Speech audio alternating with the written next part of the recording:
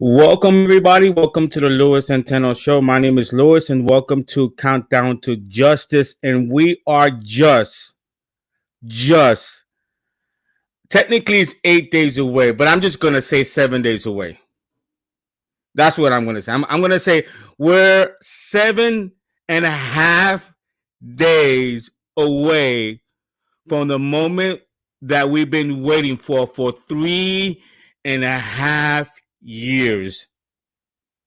Think about this, guys. 3.5 years that we've been waiting to see this movie. I do see my guests in the background. I'm about to bring them on.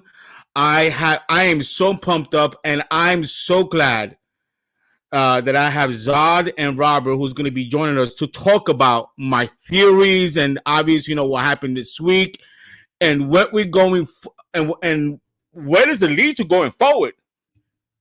I mean, this is unbelievable. This feels like a championship fight. Back in the 80s when we were anticipating a Mike Tyson fight, and as we got closer and closer and closer, you could feel the electricity in the air. Not sure if you guys like wrestling. I know it's sports entertainment, but I remember WrestleMania 3 when Hulk Hogan fought Andre the Giant. I mean, 93,000 people in the Pontiac Silverdome. I mean, you could cut the electricity and you could feel it in the air. Obviously, in the 90s with Oscar De La Hoya, Evander Holyfield, Felix Trinidad, Mike Tyson in the 2000, Manny Pacquiao, Floyd Mayweather. I mean, this feels like also a championship game, a big football game. As we get closer and closer and closer, the anticipation is off the chart. I mean, it is off the chart. I mean, I am so pumped up. So pumped up. Guys, before we bring on our guest, please, on the bottom is a description. You're going to see a link to Countdown to Justice. Obviously, I'm doing this event for two reasons. Number one, to celebrate Zack Snyder Justice League. And also, number two is to raise awareness for juvenile diabetes. For those that don't know, last year, my oldest daughter, Jasmine, at the age of 19, was diagnosed with type 1. Type 1 is incurable, and it really hit us hard. And on top of that, all of us four got COVID. I spent 4 days at the hospital. So it was just last year's is a year that we want to forget. Obviously, things are getting better. Things are starting to come back to normal. So please, the advancement, and we want to find a cure for diabetes. Any amount will help. Just give up a McDonald's, just give up a Burger King, and whatever money you're going to spend, just donate it. I really appreciate it. So at this point, I'm going to bring on Zod. What's up, Zod? What's going on, man? It's so good to be here. Not a problem. And we're going to bring in I'm going to say our feature guest, because you've been on my show for a long time, but our feature guest, Mr. Robert, thank you so much for joining me, man. You have no idea how honored and touched I am by the gesture of you coming on. It's people don't know, having guests, in your level, also having Fabio Wagner, other people that are more in line with the business, to come on my channel and to celebrate with us fans, the little ones. I really appreciate it, man. You didn't have to do this, but thank you so much. I really appreciate it. No, listen, Zod and we love streaming about this kind of stuff. But thanks for asking me to come on. I didn't realize about your daughter that she had been diagnosed with type 1 diabetes, and I'm glad that you're sticking it out and everybody's better now. And of course, she'll never be free of that, but to raise money and awareness, I think what a great cause. Thank you for doing it. And, it's in the best traditions of what the Snyder Cut fandom has stood for. There's been a lot of people that have talked about fan toxicity, but the Snyder Cut movement has also raised money, $500,000 to combat suicide. And I think I've been on other streams where YouTubers, Star Wars Theory, we raised a ton of money for children's cancer research. And I think this is one of the great ways that the fan community can band together and do some good. And that's what the Snyder Cut movement has really been about. And I think that it's a great thing. And plus, bruh, we're a week away. Come on. I mean, how many times have I watched that Dark Side trailer? And then Weta Workshop announces today that they're making statues, like a quarter scale Dark Side statue. Hello, count me in. I mean, I was just talking about whether Hot Toys is going to make Snyder Cut figures. Like, I want a black suit Superman. I mean, I don't think they're going to make a Steppenwolf because that would be a really difficult figure. Robert, do you think that Cyborg that we've been wanting is ever going to come out from Hot Toys? You know what? I don't understand why. I've loved Cyborg all the way back to the New Teen Titans, 1980. George Perez, Marv Wolfman. I mean, I've got my 6 scale. Where is he? He's right. Like, oh, he's buried underneath. But I've got my 6 scale Cyborg statue that DC put out that I can display.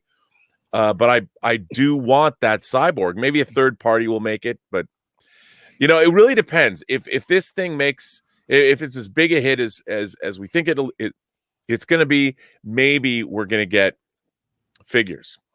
But I want them. How can you not complete the league? Come on, Hot Toys. I honestly think that that Jason Kilar has a number in his head that he already talked to Zack already. This is just me. This is my theory. Just like Wonder Woman, he has a number in his head. He told Zack, "Hey, if you hit this, go ahead." That's what I think. And once that happens, I mean, it's free money. You made that. It's people gonna buy it. I mean, I don't get it. I really don't. But yes, but to go back to my daughter. She's tiny. It was back in 2019. We were at Universal Studio, and I'm pretty sure you've been in Florida before. You visited Florida before. Have you visited? I've been to Florida, but I've been to Miami and I've been to a few other places, but I've never been to Universal Studios there. Right. So we went there and it was hot. So obviously in Florida, when you're hot, you're gonna do what? You're gonna drink a lot and you're gonna get tired. That's the way it is. So when you drink a lot of water, you're gonna use the restroom a lot. And I just miss the warning signs, and that's why my first event I had on educator for juvenile diabetes. I had a nurse practitioner on who educated us. The warning sign was there and I missed it. It took the country to shut down, and it took my daughter coming to me telling me, "Hey, Dad, I'm using the bathroom 10 to 12 times a day." And I looked at her, I said, "No, that's not normal." And then it just dawned me to ask her, "What color is your urine?" And she said that it was dark. That's when I told her that's not normal, because when you drink a lot of water, the urine's supposed to be light and clear and diluted, and it wasn't. And then I told her to go to the doctor, and unfortunately we got that news, and it's still a struggle. The doctor told her that she can live a normal life with the proper diet and medication, but she told her that the first 3 or 4 years is going to be hard because she's going to adapt to it. So we're all adapting to it. So it's just not my daughter who's going through it. I was, as the parent, to see your child suffer like that, it's really hard. But like you said, this fandom came through for me and my family, and there's toxic people in every walks of life, in every profession. So 95% of, no matter what you are they toxic cops? They are. Are they toxic actors? They are. In every profession, no matter what it is, you're always going to have the few. Now, before we dive into Justice League, I want to know a little bit more about you. Can you tell us about your background? Because I watch you a lot on Jan Campia. Oh yeah. And actually, I mean, he's good, but you actually make the show with your information, with your insight and the people that you know and your background. It makes the show. It really does. So tell us more. Tell us more about you. Well, I mean, I always wanted to make movies since I was a little kid, I think it was when I saw the first movie that had a real impression on me was the original War of the Worlds that was made in 1953. And I was like 5 when I saw it. I was already a fanatical Star Trek fan, but Star Trek led me to like science fiction movies in general. So I watched science fiction, horror, fantasy. And so I always wanted to make movies. And then the home video era came about. When I was a kid, there was no VCRs, and then the VCRs came along, and suddenly you could study movies. I could get movies, and I could would get my mom would bring home the TV guide, and there'd be movies I'd want to see at 3:00 in the morning that I could never see. But when you got a VCR, it's like I can tape them, and I would be able to watch late night creature features or sci-fi movies that I had never been able to see. So, long story short, I worked in home video from the time I was 13 till the time I left from Washington State. I went from the Evergreen State College to USC to study film. And then right after I got out of USC, I worked on my first movie. I was the art department production assistant on Leatherface, the Texas Chainsaw Massacre 3. And that was the first movie I had my name in the end credits. And then from there, I've just spent the last 30 plus years working on all kinds of movies. I've been a producer on movies like Agent Cody Banks, and Agent Cody Banks 2, and then a movie called The Hills Run Red, another Warner Brothers film. And then I wrote and directed a movie called Free Enterprise that stars William Shatner and Eric McCormick. And then I did a lot of DVD special features material. I did a lot of documentaries back when DVDs were pretty new. I worked on X-Men and X-Men 2. And I worked on the Lord of the Rings films, the first 2. And then I did Chronicles of Narnia and Superman Returns. I was in Australia for a year while that movie was being made. And and then I've been, mostly working in low budget indie stuff. I have a film that I produced and edited called Tango Shalom that's playing at various film festivals now. And I also was an animatic editor on an upcoming Netflix animated series called Dota Dragon's Blood that is based on the Valve game Dota 2 that's pretty popular around the world. It's not as much popular in America as it is around the rest of the world, but it's still a pretty popular thing. So that comes out, that drops, the first season drops on Netflix on March 25th. But I have been a lifelong fanatical science fiction, fantasy, horror, comic book, video game fan. And what's been interesting in my life is I've seen, like when I was a kid, I didn't know anybody that was as into this stuff like I was. I was alone. I had friends. I mean, I had lots of friends, and I was a social kid and all that, and girlfriends, and worked, but no one, like, people did not know that I would go to the comic book store every Wednesday, that I'd bring home my comics and read them, or that I would spend my time with Starship Enterprise blueprints spread out around me. And I was a diehard fan from when I was a kid. And then over the last 30 plus years since I've lived in LA, I've watched fandom explode. I mean, it was big when the internet started. You can first go on to AOL. There was chat rooms and things like that. This is in the early 90s. And you could go on there, and suddenly there was like-minded fans, and you could find, the first time I ever did that, my college roommate back in the late 80s started his own BBS board, a bulletin board service, where 20 people could call in to our apartment, and I could log on, and we had a Star Trek message board, and it was just green text. And I was like, there's 20 people? I'm like, how did they find this board? And it was so weird. And, you'd start to chat with people about warp drive and stuff like that, or who was faster, Superman or Silver Surfer, who could, it was always the Justice League versus the Avengers. I was a DC guy growing up. I always felt, in my neighborhood growing up, everybody was an Avengers fan. I'm like, come on, man, the JLA is way better. What are you talking about? And you get in these arguments about which, who was better. And then, of course, George Perez drew the Justice League Avengers crossover comic, which is amazing. And I've just been a fan, my whole life, that also works in the entertainment business. And it's been interesting because you could never put the two together until fairly recently, where you could be a professional fan. So that's basically my story. Zod and Rob, this fandom allowed me to show the kid, the boy in me.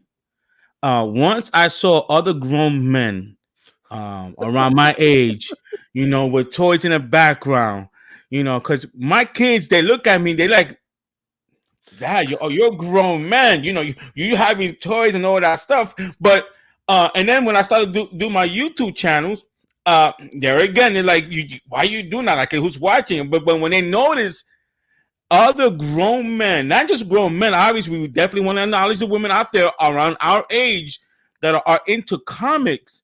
It allowed me just to be myself and to talk about the stuff that I like. I like DC, I like Marvel. And folks, the reason I asked Rob, to tell us about his background, I'm not saying he knows everything, but damn, man, it's so close.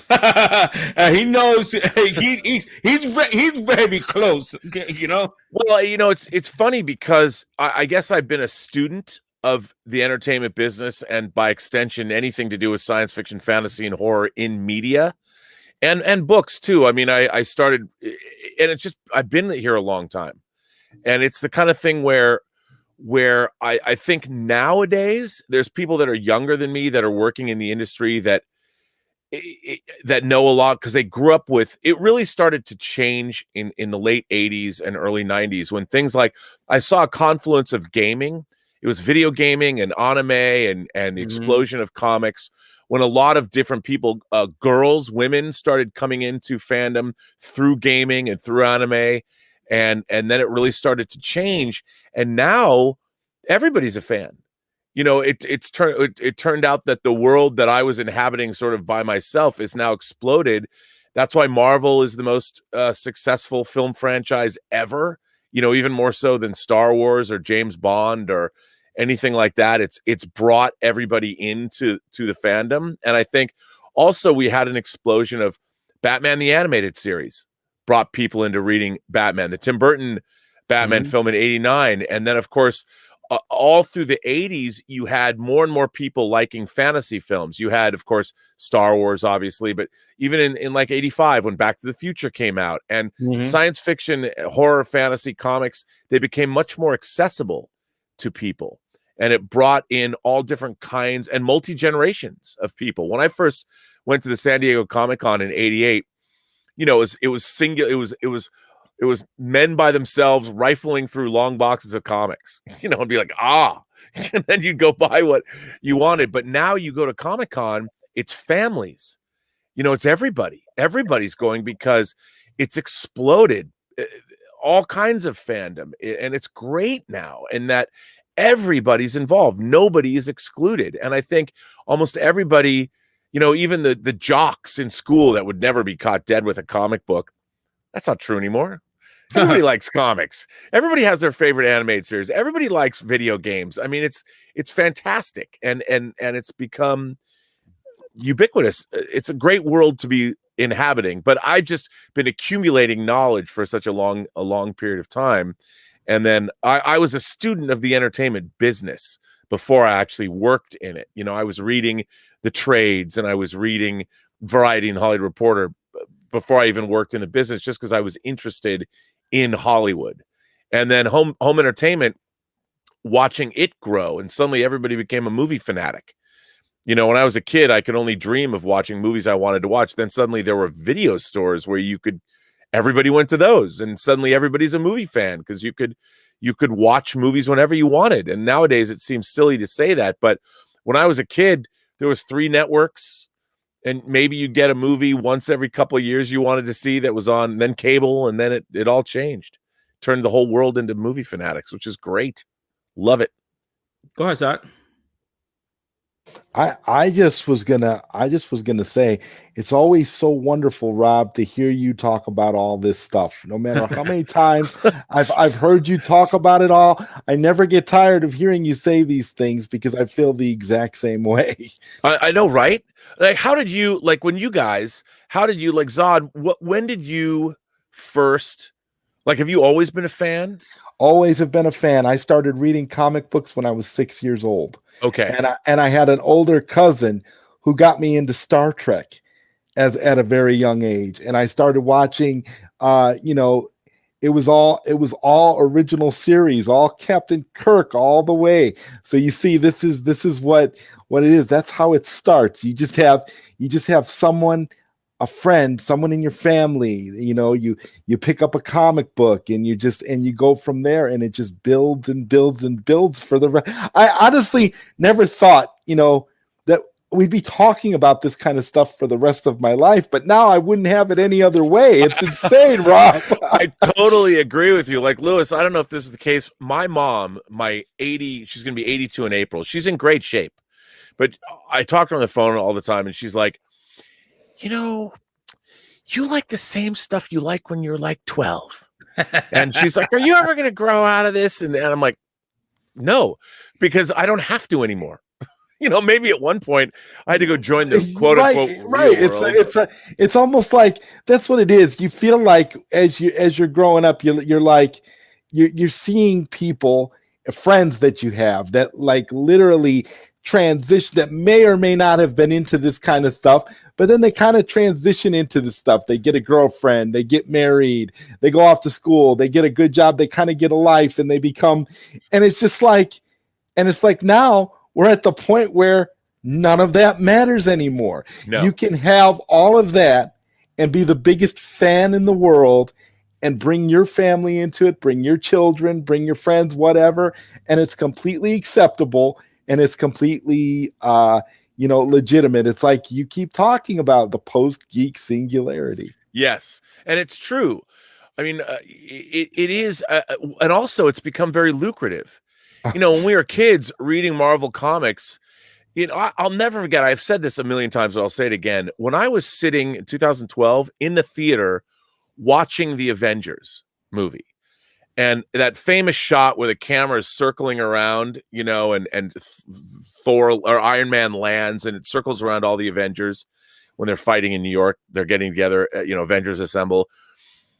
I remember thinking, I never thought I would ever see something like this on the big screen, even seeing Richard Donner's Superman in 1978 for the first time. I mean, I remember thinking it was I saw this huge theater that's no longer there. And the music, I mean, it was coming off the heels of Star Wars, which is already amazing, but there's something about the Superman, John Williams Superman fanfare that felt even bigger than the Star Wars theme when I was watching it, because Star Wars was new. I'd never seen anything like it before, so it was mind-blowing. But Superman was always in my life. From the time I was a little kid, Superman already existed, but not in this way. Not up on the big screen, not widescreen, with this kind of a fanfare. I mean, I watched The Adventures of Superman from the 50s with George Reeves as Superman. I loved it.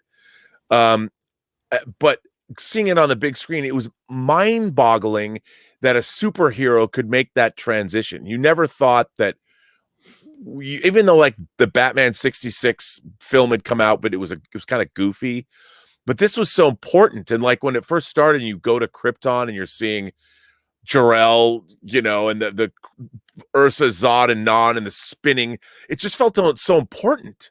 And like for the first time, I took like, oh my God, this is serious. This is serious stuff. And suddenly superheroes were not just in the comics or animated, the Super Friends or on the Electric Company or something. This movie was for adults. And I remember thinking, I'm like 11 watching this going, this is just amazing. And then from then on, I took superheroes, I think, more seriously. I mean, I always loved them, but I loved them in kind of a more of a fun way. But when you see Marlon Brando as Jor-El and guilty, suddenly this is really important stuff. There's big things happening that might be above my pay grade. So, wow. And then when you watch the film, it was mind-boggling. And then after that, I think, and if you were there with the advent of the 80s and the direct sale comic market, suddenly comic books also, not too far away from the release of Superman the movie, certainly close to Superman 2, but comics became really important. Reading things like Frank Miller's Ronin, and then the mid-80s. I was reading X-Men and Teen Titans, but the mid-80s when you had the direct sale books like Moon Knight and Micronauts, but then when Watchmen and Crisis on Infinite Earths and Marvels and everything that happened in the comic book renaissance, the Dark Knight Returns, suddenly all of this stuff started to grow up, and when it was growing up as I was, Star Trek grew up, Star Trek the motion picture, obviously. Empire Strikes Back grew Star Wars up. And it was like all of this stuff was getting more and more important and relevant, and more people were paying attention to it. It wasn't just like, oh, it's just that sci-fi stuff that you love. No, everybody started to love it, and it became important. And when you saw a movie like Back to the Future, it was still a science fiction film about time travel, but it was also a comedy, and it was also a fun adventure that was accessible for the whole family, and everyone went and saw it. Everyone went and saw E.T., suddenly an extraterrestrial could be your friend. And then that was a gateway drug for people to come into science fiction that thought it was just stodgy, or it wasn't accessible to everybody, but people started to realize it was. And now the post-geek singularity, I don't think there's a person in the world that doesn't have a favorite comic book character or a favorite science fiction movie or a horror film, or they might like Buffy, or they might like, well, there's so many different things to choose. There's a million TV shows now. It's amazing the world we live in. I was born in 1974, so obviously I think Superman, the first Superman came out 77 or 78. 78. So when in the 80s I started first watching Spider-Man from the 60s, the 60s Spider-Man, and then obviously He-Man, She-Ra, Thundercats, Transformers, the sci-fi. I remember Thanksgiving, Thanksgiving, what they will play on Thursday and Friday. Godzilla, the Godzilla from the 60s. And where did you grow up? In New York. I was born and raised in Brooklyn, New York. So you had like the 4:30 movie. Yes, and things like that, where it would show, you'd get like all 5 Planet of the Apes movies they'd show. And yes, stuff yes. I mean, even to this day now, I prefer Thanksgiving over Christmas. Don't ask me how. Maybe it's the food because I like to eat. But that's what I was raised, and obviously I remember the Star Wars. I saw it once, and I actually saw it again with my wife for the first time. And since I was small, the first 3 Star Wars, then I watched the 4th one, so I'm gonna watch the whole Star Wars thing. But then I started to get into it. Obviously, when the DVDs came out in 2006-7, when I saw the He-Man DVDs coming out, Voltron, all that kind of stuff, that's when I started to say, wow, I remember this. Then I always loved comics. But it's just like I loved it more. I'm not sure why. Maybe it's because of my childhood, or I saw other people buying it as well. When I went to GameStop, those videos play, video plays that would sell those videos, DVDs, and I would watch grown men around my age like, wow, they're buying the same stuff. I mean, Alf. Remember Alf? Talking about sci-fi. Alf is another one. Yeah, I mean, Alf was an alien. He was an alien. So all this stuff, and my cousins is in the chat, so she knows what I'm talking about. All this stuff, it's just like you would never know that now what was popular in the 80s, it's just exploding. And you're right, Robin. I think the internet and social media actually took it to a different level. As a matter of fact, these big companies, Warner Brothers, Marvel, Disney, with the platform, with the YouTube what's going on right now, they don't have to invest money to advertise on TV because we're doing it for them. What is it that you do almost every day with John? You talk about all the movies going. I mean, am I wrong? Everybody, every stream. I mean, Zack Snyder's Justice League, Warner Brothers, their marketing department is sitting back and laughing their asses off right now because, I mean, who isn't talking about it? Everybody's talking, even the haters, and it's and what I find really interesting about, like I never, as Zod knows, I didn't believe, just from a business standpoint, I'm like, it's never going to happen because they already made Justice League. So there's a number of reasons, but once Justice League came out, I'm like, well, that's the end of that, because the movie came out, it got made, and contracts were fulfilled, and whatever needed to be done was going to get done, and then when I don't remember the first time I ever heard about somebody demanding the Snyder cut. We'd had director's cuts before, but that was when a director was already involved in, even Zack Snyder, Watchmen, Sucker Punch, Dawn of the Dead, 300. They've all got they've added footage, into the movies. And Warner Brothers, as far as Zack Snyder's concerned, I always go back to what they allowed him to do with Watchmen. There's a theatrical cut, the director's cut, then the Ultimate Edition. By the way, that's a great set, that Blu-ray set. And they let him do it. But with Justice League replacing the director, even though Zack Snyder's name was on it, all bets were off. I thought, there's no way they're not going to ever do that. And who's going to pay for it? And it just seems silly to me. And then I would get in these arguments with people that are like, he says it's done. And I'm like, it's not done. And I would tell people it's going to take millions and millions of dollars to remake or to finish his version. And who's going to answer? I would always, or the thing I always want to know is who'd pay for this? Because no one's going to pay for it, because the studio has no way. It's not like they can, what are they going to do? Put it out on video? But the amount of money that they would need to spend, they could never make it happen. But the Snyder cut movement was something that it didn't go away, and if there was no Snyder cut movement, if there was no fan movement behind this, a devoted fan base that was loud and doing what they need, it wouldn't have happened. So it really is a triumph of fan perseverance. And also you can't deny that HBO Max, and when AT&T bought Warner Brothers, that was the real saving grace, is that you had and the streaming service, you had a way to get it done, and it got made. And I think it's really, I mean, it's not like the Donner cut of Superman 2, where it was impossible for it to be realized because there was just not all the footage was there and things had been. So the Donner cut's fine, but it's not going to represent what the Snyder cut represents, which is Zack's original vision for this movie. I mean, I know he was going to make 2 Justice Leagues and all that, but I mean, for the movie that was shot to have it reinstated like this, pretty amazing.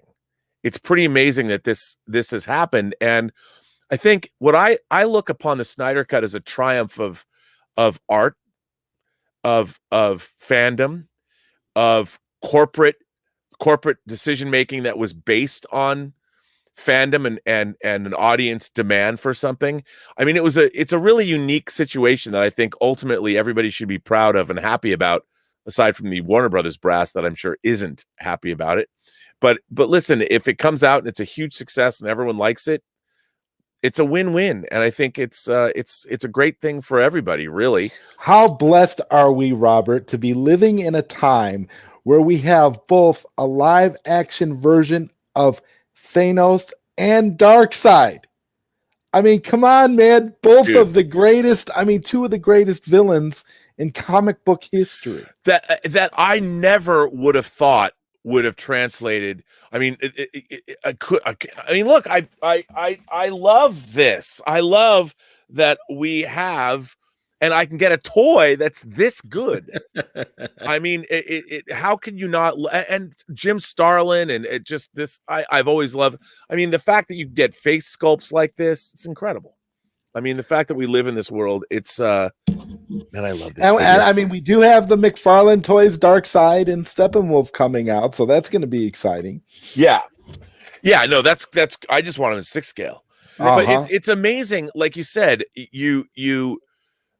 And they look. Did you post something on Twitter where you put side by side the Snyder cut Darkseid and then the comic book Darkseid? Yeah, I did, because people are complaining and trying to say that Darkseid doesn't look like the comic book Darkseid. I'm like, are you kidding me? I love that you put that out. I'm like, depending on who's drawing, and you look at it and you're like, what I love what they did with his eyes. Yes, like the sunken in the fire, orange sunken in fire eyes that you get from like, if you read enough comic books, if you've read enough of Darkseid, you know exactly where that comes from, and you know exactly why Zack Snyder went that route. I don't understand people who say that he's not comic book accurate. I look, the fact that we get. I look at both Marvel and DC. Like, I'm a fan of both. Like, I'll flat out say I watched Aquaman in a state of disbelief because I couldn't believe how wacky it was. All the different creatures and all the different denizens of the sea, and the mermen, and at the end they're fighting on armored seahorses and sharks. I'm like, if this movie had come out when I was like 8, this would have been the greatest thing I'd ever seen in my life. And as a middle-aged man, I'm like, it still is one of the greatest things I've ever seen in my life. But I couldn't believe that I was watching it. Like, again, like with the Avengers, and not only that, James Wan just went full on Ray Harryhausen fantasy explosion. Like, yeah, it reminded me of one of those real old monster creature black and white films. And it kind of had it's kind of like how, as a kid watching those kind of movies, how you imagined that material translating in your imagination. Yeah. And that's what we got in Aquaman. They actually took it and made like a literal version of it. And I know a lot of people thought it was maybe too goofy, but when I was, I've met James Wan, I've spoken to him, and I really like him. And what I love about Aquaman is he just went full on, pedal to the metal, busted out the fantasy tropes. It was so great to see. And I see that what's interesting, and I don't understand why people don't get this, I see Zack Snyder's vision of the DC EU in much kind of the same way. It's not the colorful Hell's a Poppin' fantasy of what Wan was doing, but it's more of an operatic, very much like like the Ring of the Nibelung. I grew up in Seattle, and they would always stage the Wagner's Ring Cycle, and it feels like that. It feels like gods amongst men, injustice, all that stuff. And combined with an Alex Ross painting, it's Zack Snyder's own thing. And what I don't understand is, like, when I watch James Wan's Aquaman, I'm not expecting it to be Arthur Curry the way I've known him growing up. It's James Wan's vision of what Zack Snyder created the Jason Momoa Aquaman, but then James Wan took it and made it his own thing. And what I like about it is it has a point of view and a vision. Where Zack Snyder's movies, I've always loved Man of Steel. I told people I love Man of Steel. I loved it for what it was. And the Ultimate Edition of Batman v Superman, again, it's its own thing. It's so distinctly Zack Snyder's vision. Same with Man of Steel. And what was so disappointing to me with Justice League is we didn't get to see the final act. I mean, I know it was supposed to be 5 different movies, but so this third, we always think in terms of trilogies now anyway. We never got the realization of Zack's Justice League. I mean, you could tell from the very beginning, not just the bad Henry Cavill CGI, but even the color. It just didn't look or feel like what Zack Snyder... Even the score. Even the score. And it was funny. I watched the clip when they released the Flash clip that came out over the weekend when he's saving Iris from the car. I'm like, how did that get cut up? Why would you not use that? Like, I'm like, that was amazing. Like, if I want to watch a Zack Snyder, that whole thing with the Flash busting out of his sneakers or his tennis shoes, whatever, running over and fast enough where the car's in mid flip and he takes Iris West out, and then why hadn't I seen? Why didn't I not have that in my life 4 years ago? Exactly. I'm getting it now, but I looked at it. I'm like, how do you not want to have that? It's baffling to see all this amazing stuff that was mandated to be removed from the movie just to make it fit into a 2-hour, square peg. It's insane. I really can't imagine how you look at that as a movie studio and say, okay, cut that out, reshoot this. All beautiful stuff that we are now seeing translating, where you could take any shot from any of these trailers and you've got a beautiful poster. Well, Rob, for me, this is for me. The whole thing, I guess, started going down. I always point to this. The week before BVS was released, when the critics came out and the score came out, that's where it started for me. And for the studios to put an unfair expectation on Zack Snyder, they wanted that man to make $1 billion in his second movie, when Marvel first 2 movie combined made about $850 million. Their first 2 movies, and and Man of Steel made close to $700 million. And I'm sorry, close to $900 million for BVS is not chump change. People look at, close to $900 million. You should have made more. Under what? Show me what data. Go ahead. No, I think you're absolutely right. The problem was it was what they spent on the movies. And I think that they had an unrealistic. See, the thing is, everybody in Hollywood, I always say, you never get rich following a trend. You have to set a trend. And Kevin Feige was very smart. He started out. I mean, the first Iron Man did very, very well, but they meticulously planned what they were doing.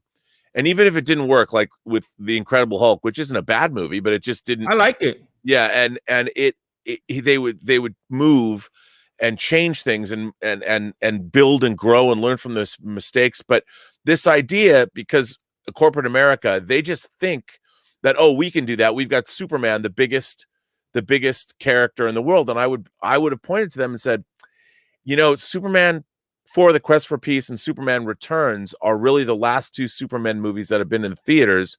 And you have to look at them and base your expectations on that. And I understand they were coming off Nolan's Dark Knight trilogy. Nolan was a producer on the Superman movie, the Man of Steel as well. But again, if you look at how much Batman Begins made in comparison to Dark Knight, in comparison to Dark Knight Rises, there's a huge jump as much for what Batman Begins cost to what Dark Knight made and what Dark Knight Rises made. And you have to assume that that's going to be the case with Superman as well. There's no reason, just because it'd be like if I was making a cop movie about buddy cops, I couldn't look over and go, oh, there's Lethal Weapon at Warner Brothers, but now I'm at Sony and I want to make my buddy cop movie, and I'm going to go make whatever, Running Scared with Gregory Hines and who else was in Running Scared with Gregory Hines and Billy Crystal. Mm-hmm. I can't assume that Running Scared is going to make as much money as Lethal Weapon. Just because they're buddy cop movies doesn't mean they're going to make the same amount of money. You still have to have characters and stories. And I think that they needed to believe or understand that they were going to methodically build these characters. You make a Superman movie, you make a Batman movie, then you make a Wonder Woman movie, then make Dawn of Justice. But don't expect a movie like that. They spent a lot of money on making it. And I think that the studio, and then they hamstrung Zack Snyder. They cut it down. They made the movie. They knew a movie was going to be made. And they're like, nope, it can't be 3 hours long. We're going to cut it to 2.5 hours or whatever. And it's like, why? Why not keep it 3? I mean, I understand the economics of we only get so many shows a day, but what you're doing is you're making your movie less good. I don't think there's anybody that would say that the ultimate version is not as good as the theatrical version. I think the ultimate version of Batman v Superman is just a much more satisfying experience at the movies. And I think if they had put that in theaters, they would have made more money. But it was the executives making weird decisions based on what they weren't. You if you're not basing your decisions on the movie that you have in your hand, and you're making some arbitrary, well, the movie has to be 2 hours long. Where does that come from? Because we have to have so many. What does the running time of a movie have to do with how good it is? Rob, you have to make the movie great. The Dark Knight, 2 hours, 2.5 hours. The Dark Knight Rises, 2 hours and 45 minutes. Both movies made over $1 billion. Endgame, 3 hours. Endgame. Remember Titanic? 3.5 hours. Okay? We the consumer. All we ask is make good movies. You make good movies. You let the directors. I mean, people are gonna buy it. People are gonna show up. I mean, it baffles me that they reduced that movie for 2 hours, thinking, well, more showing is gonna produce more money. I mean, explain to me where in that logic does that work? I mean, I know I didn't graduate from Yale, Rob. I didn't graduate from Stanford. I didn't go to these high school. But explain to me, how does that correlate to more money? Well, the thinking is that there's only so many shows, so many showings you can get in a day. So they're basing the economic model on that. How many times, first of all, how many screens do you get? Because many theaters are multiplexes and you can have multiple screens, obviously. But if you have a 2-hour movie, you can get 5 showings in a day. A 3-hour movie, you might only be able to get 3 or 4 showings a day. So they're thinking about the box office, how many more tickets you're going to sell. But the thing is, if a movie's really good, people are going to go to it more. You're going to have a bigger audience, and it'll play longer, and it'll play better because you'll have bigger audiences. And the fans are going to be the repeat viewers. They're going to keep going back. I mean, I saw Batman v Superman a ton of times in theaters. I saw Man of Steel 7 times in theaters. It's if you really love the movie, you're going to keep going back to the theater to see it while you have that window to do it, and that's the money that is helping to build, that huge box office. And so the amount of, butts in the seats you get out of a 2-hour movie is cool from a analytic standpoint if you want to go there. But it's like you're saying, Rob, if you're judging the movie on the quality of the film itself.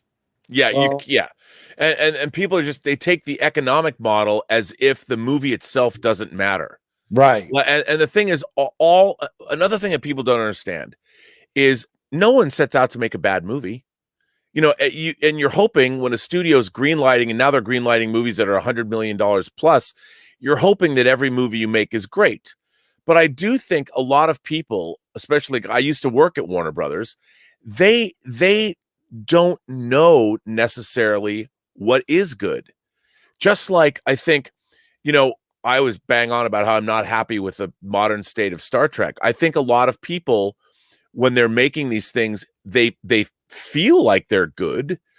But what ends up happening is if you're not steeped, I think you need a combination of, I think great storytelling can be, it doesn't matter what genre it is. Great storytelling should be self-evident. Great characters and great storytelling. And if you're a fan of movies, it doesn't matter what genre you're watching. I don't care if I'm watching a romance. Rob, I want to give a perfect example of that right now. And I just want to say it before I forget. Tango Shalom. You edited that movie. And I have to say, I watched it on the day that it was available on the Toronto Film Festival website and tweeted about it. And it was that kind of movie, the perfect example you just gave, a movie where it doesn't matter. The characters sell the movie. It doesn't really matter whether or not what environment you put the characters in or whatever. Right. It's very nice of you to self-evident. say. If it's a nice movie, if it's a good movie, you're going to watch it and you're going to be drawn to it and you're going to be into it the entire time regardless. And that's how I felt watching Tango Shalom. Well, I'm glad to hear you say that because I was under the impression that nobody I knew, none of the fan would ever watch the film. But, my girlfriend Elizabeth, she's like, but I love this movie. And she's seen different iterations of it. And it's funny to me because I've watched it with different audiences and people have said to me, well, I just got caught up in the story. And I think that's true because when I was growing up, I loved all kinds of movies. I never understood people. I only watch horror and science fiction. I'm like, but to me, the movies that I go back to and watch over and over and over again the most are not necessarily genre films. I'll go back and I'll watch The Goodfellas or The Godfather 100 million times. Right. Or I'll go watch When Harry Met Sally, or I'll watch a Woody Allen movie, or I'll watch Jaws, which even though they're going to fight a shark, the first part of Jaws and getting to know Sheriff Brody and meeting the people that live in Amity, all of that is very, very interesting. I love all of that. And then some of my favorite movies in the world, like Paul Newman in The Verdict. I love the movie The Verdict, which is about a alcoholic lawyer, but I get so caught up in this story. And I think that's true of any movie. And I think a lot of the time people don't necessarily know what's good or bad because they're not trained to.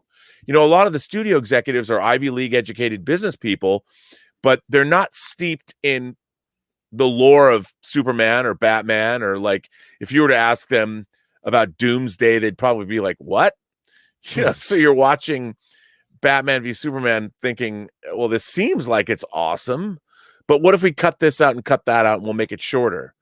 And the people that are going to see this movie don't want that cut shorter, and they will come back again and again and again and see it. But Rod, to your point, I had three critics on the event. You may know them. The Outlaw, John Oh Rocher, yeah, yeah. and Eric Davis, and Kirsten Okuna.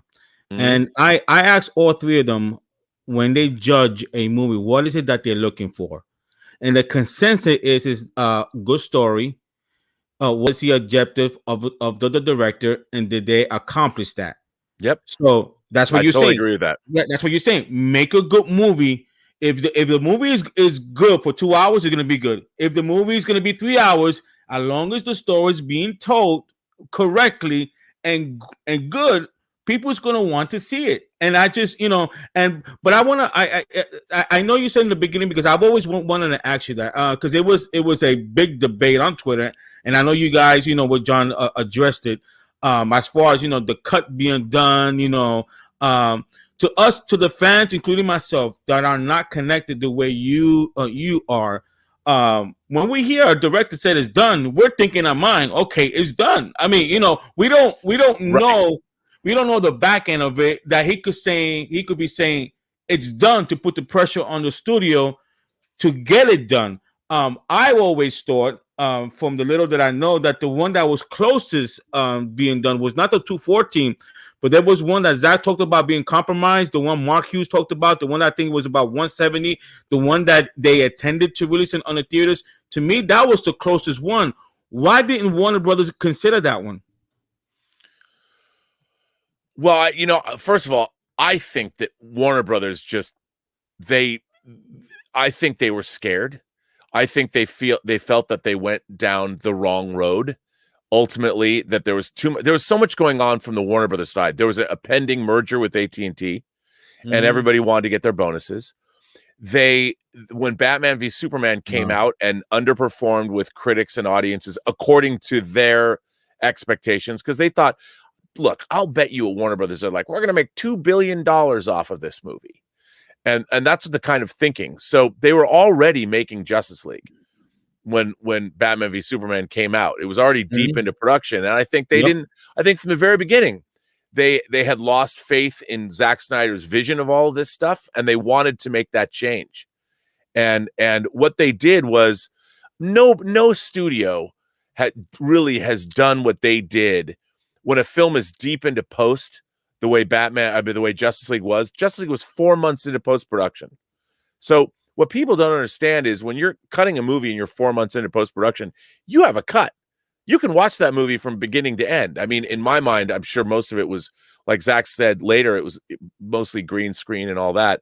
But you have a cut. And so when people in the film business are saying, yeah, my cut's done, like his cut that he has, the 2 hour, what is it? It's 214 minutes or whatever. Mm-hmm. He was saying, I'm sure what we're going to watch is pretty close to that cut, because that was his cut of the movie.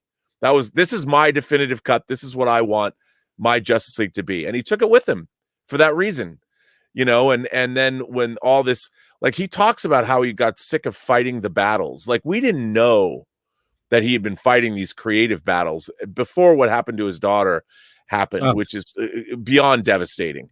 But before that, suddenly the studio's second guessing everything he does. They sent, as he put it, he had 2 studio executives sitting on his set. Now, he was pretty nice about it.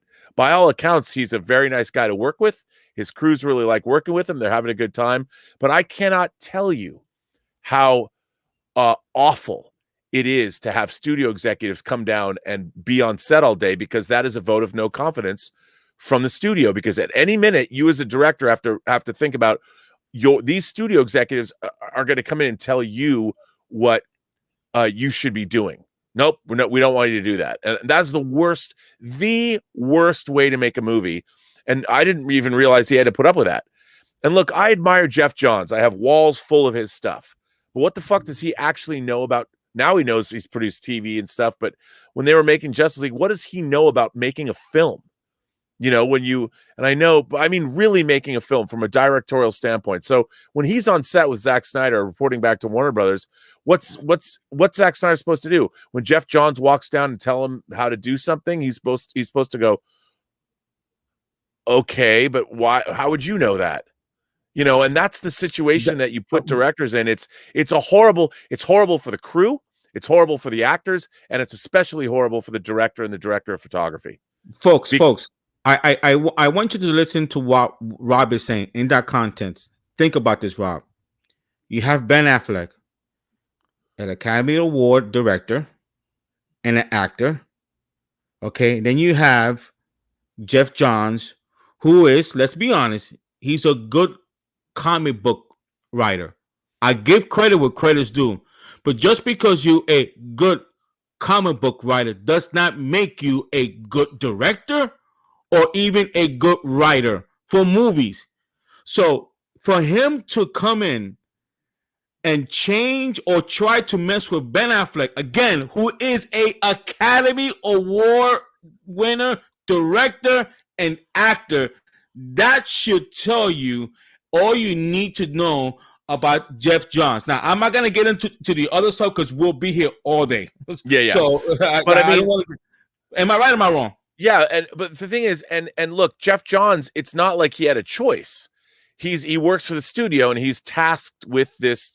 He knows more about comic books and comic book lore than anyone else at the studio. So I understand, of course, they're going to send him. But it's like what you're doing to a director and a crew and your actors is you're telling them that we don't have confidence in our filmmaker. And after Zack Snyder has made 300, Watchmen, Sucker Punch, Man of Steel. I mean, collectively, how much money have Zack Snyder's movies already grossed for Warner Brothers? Hundreds of millions, if not how many, maybe not by that time, but a lot of money. And when you have a director that you're in a partnership with for that long, and you have Christopher Nolan as a producer on Man of Steel. I don't know if he was on Batman v Superman as a producer. He was. Okay. So still, you've got Christopher Nolan in your court. Why the hell then are you sending studio executives to place them on a set for these? Because that is a studio thing. That is a studio blinking, and they weren't. It was a terrible thing for them to do. Terrible thing for them to do. Rob, if because again, I try to be in the middle here. I try to look at from the business standpoint. Okay, if the studio didn't trust Zack, regardless if they have unfair expectation on him or not, if they wanted to go in a different direction, all they had to do tells, hey Zack, we're going in a different direction. This is your last movie. There's not gonna be a 2 or 3. Do the movie you want. They would not be in this situation. But I actually had a conversation with Christopher McCurry when he actually told me, he says, and at that time that Warner Brothers wanted to fix something that was unfixable. I mean, they would have been better off letting Zack know, hey Zack, we're gonna go a different direction. Make your movie. There's not gonna be a Justice League 2. We're gonna go a different direction. Isn't that common sense? Yeah, I mean, I think the idea that turning it into a 2-hour movie and adding humor. Here's the thing, though. They did hire the one person in Hollywood that any corporation would have said, yes, hire him, which was Joss Whedon in the sense that he directed the 2 Avengers movies, and they both made the most money a superhero movie had ever made up to that point. Both movies were $1.5 billion. They made a smart choice in hiring him, but everything that they mandated was wrong, and it was bared out. The bad decision making, it was because, look, the AT&T merger was happening. They were fearful that an unsuccessful Justice League would have an adverse effect on the stock price. If it was a bomb, that all of those executives that greenlit the movie would then be placed in jeopardy, and all the decision making was based on stuff that wasn't related to the movie.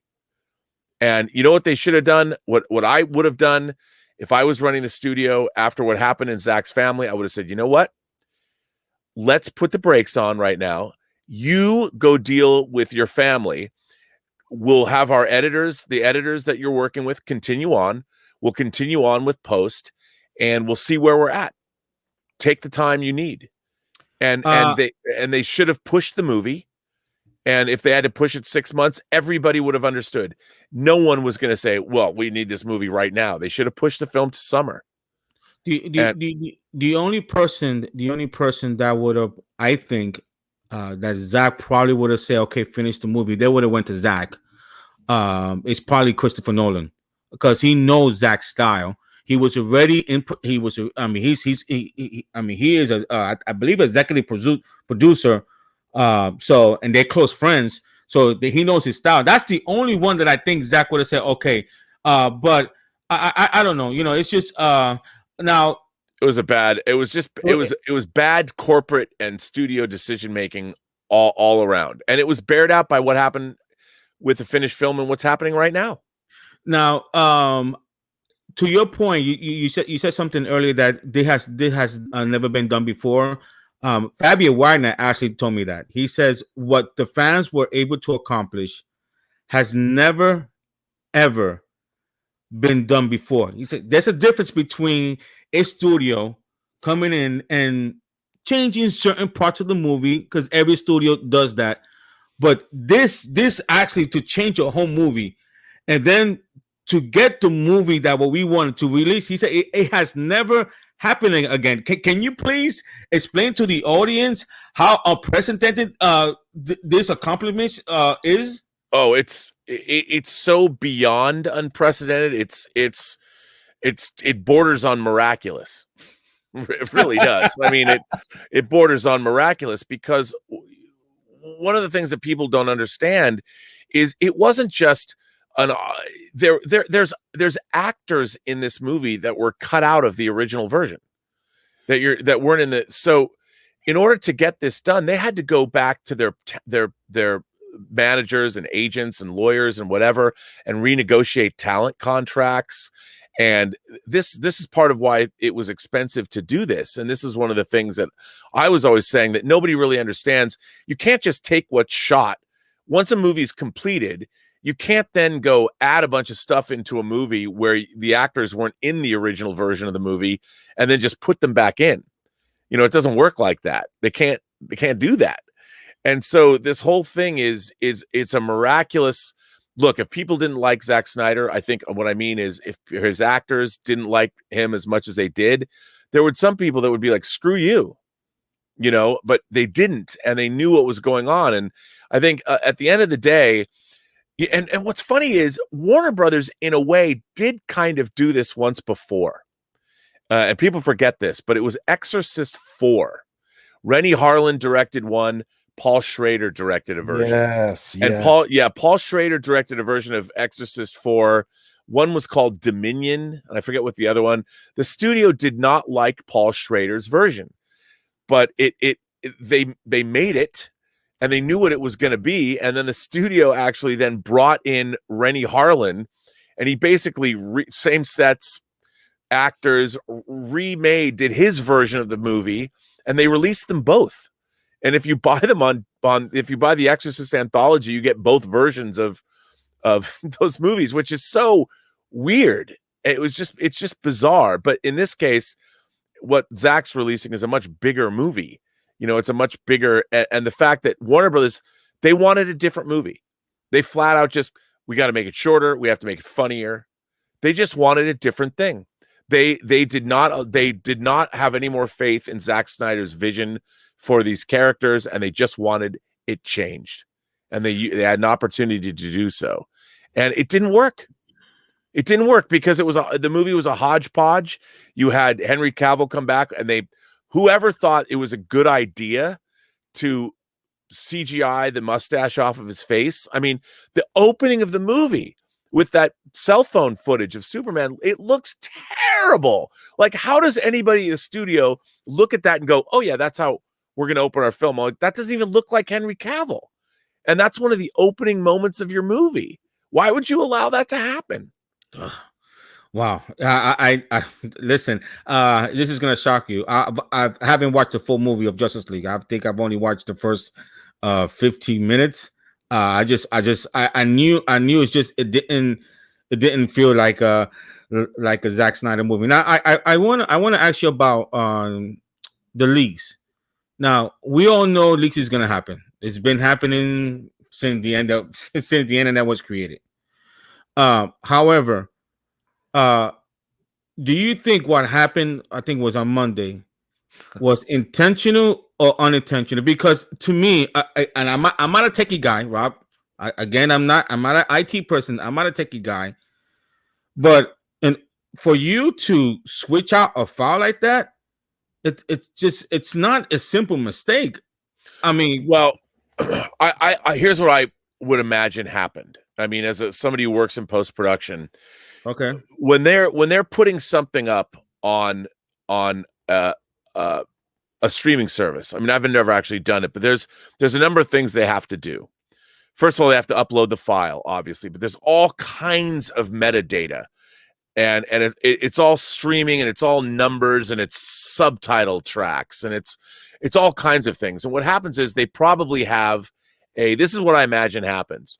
They have a methodology, a way of doing it, and you're uploading into some kind of let's call it a pod. Each movie has its own pod. You got to upload the film into that. It's like a file folder. You're uploading the movie into that file folder. I think what happened was, because Tom and Jerry was the last, this is what I would imagine, was the last theatrical, and it was a lot like The Little Things, and they've had movies that are both theatrical and HBO Max releases. So those are specific things that they're doing. I think when they upload the Snyder cut, it was probably the first time it was uploaded, and they were beginning this process that was going to last for the next 2 weeks. They uploaded it to Tom and Jerry's spot by accident. They didn't, whatever reason they it's like when I copy and paste something. If you copy, like if the software I use to broadcast my own show, if I don't make sure that I've renewed or refreshed, I'll get an old file that's still being broadcast that I thought was replaced. I bet they replaced the file without making the change in whatever Tom and Jerry was. So the movie was uploaded, and they didn't change what the new number. They didn't put it in the new file. They just put it in the existing file, and that's what happened. And is that what you think it happened? I honestly, because the thing is, something like that it's not. I don't think it was sabotage. I think it was an honest mistake. I really do, because it's just the way things are done. Sometimes you just don't know. You cut and paste things. There's a certain template to use, and I'm sure it's a certain template because it's the movies that are both theatrical and HBO Max simultaneous releases. I don't know, but I'm sure it was a legitimate mistake. Okay, I honestly believe that, because nobody who works at HBO Max wants, this is a huge deal for them. This is their crown jewel right now. You've got, of course, obviously Godzilla versus Kong coming out right after this, 2 weeks after this, but still, this is a big deal. And I think it was just a legitimate mistake. I really do, because at the end of the day, all you're doing is letting people see it early, but they're not, if anything, they don't want people to watch Batman v Superman. They don't want people to watch Zack Snyder's Justice League and not have the view count, because whoever watched it would go into their Tom and Jerry analytics, which they don't want. They want every single view to be counted. They want every single, it's going to be this is a big deal for them. No, okay. Here's okay. So, I'm not gonna lie to you. So, and again, I don't know how legitimate it was or not. The few people that I DM, I told them I don't know if it's legit or not. But that morning, I got hit up, and I got told there's a planned leak coming. Okay, this is in the morning, a planned leak, and I asked, okay, it's legit, and my guy told me he's trying to vet it. So I'm just sitting tight there. I'm like, okay, I'm sitting tight there, and again, I said in the beginning, leaks does happen. I mean, no matter what, it's everywhere. And then this happens. I mean, what am I supposed to think? But here's the thing. This is not something that you just throw up on the internet. The fact that it was broadcast over on HBO, there's a number of different things that have to happen for a file like this to become available. You have technical people that are working. It's not like somebody can sneak into a room and do this. There's a lot of procedures that have to be followed to get a file up So online. then why nobody didn't catch it? If that's the case, and I believe you, don't get me wrong, believe you. If that's the case, and this is what I'm saying, that if that's the case, then how can someone not catch it? Well, here's the thing. I do think that I think the person who is probably working, this is what I imagine was going on. The person who was in charge of doing this was probably still doing it, not even knowing that it was on the Tom and Jerry feed. I'm sure there was still, and then somebody probably called, because didn't only an hour of it the only way that part of it would work is that technically only an hour and a half of the movie, or close to 2 hours of the movie, was able to be played. And I think they said you could skip to the very end, so the whole file was available, but it was coming up under Tom and Jerry, essentially, just like you said, replacing Tom and Jerry's feed, and it was still showing Tom and Jerry if you pause the movie. So it's kind of bizarre. And then they said that it was only up, the leak was only out there for a couple of minutes, and we know that the movie was out there for a couple of hours because people actually did get to watch a substantial amount of the film. So it's kind of, that's what I heard. That it's really bizarre. Yeah. Yeah. It's, and I just, knowing Post the way I do, it doesn't, it seems, see, the thing is, you have to ask yourself, what does anybody gain from doing this? Well, Warner Brothers, for one, because they want the movie to fail. But that would mean that they would have had to have somebody on the inside to create this problem. Yeah, but I don't even think, I mean, obviously, because HBO Max is they want HBO Max to succeed, and I don't think that anybody that works at, see, Warner Brothers Studios is different than HBO Max and the technical people that are actually working, putting things up on HBO to broadcast. It's a very different, I mean, they're all part of Warner Media, but it's a whole different skill set, a whole different department of people. It has, the people that work at Warner Brothers Studios really have nothing to do with the day-to-day operations of HBO as a broadcast entity. So that's why I believe, I know it seems like people, even if you wanted it to fail, it would be really difficult to do this because it's not like it's one guy who sneaks into a room. There's a lot going on, and there's a lot of QC and all that. So Warner Brothers Studios has nothing at all to do with the day-to-day operations of what's going on at HBO. No, they don't. But hey, listen, I Rob, I'm a conspiracy guy, Watergate and all that stuff. So and not only that, but the problem is that Warner Brothers has shut themselves in the foot so many times with all the misleading information that the public just don't trust them. So if even and I tend to believe that it probably was an accident, but the problem is that Warner Brothers has done so much to themselves. They shot themselves so many times in the foot that most everybody in the public don't believe them. They believe that it was dumb. I mean, you can't blame them because they have done some shady stuff. I mean, all I gotta mention is Ray Fisher. Am I right? Am I wrong? Yeah. Also, look, what happened to the Snyder Cut, or what happened to it happened to Suicide Squad too. Suicide Squad, it was the same kind of thing. They balked at David Ayer's approach. They brought in a trailer company to re-edit that film. When I saw that movie, it was incomprehensible to me. I mean, I'm like, who edited this? Before I knew what was going on. Now, luckily with Suicide Squad, it ended up making okay money. It overperformed.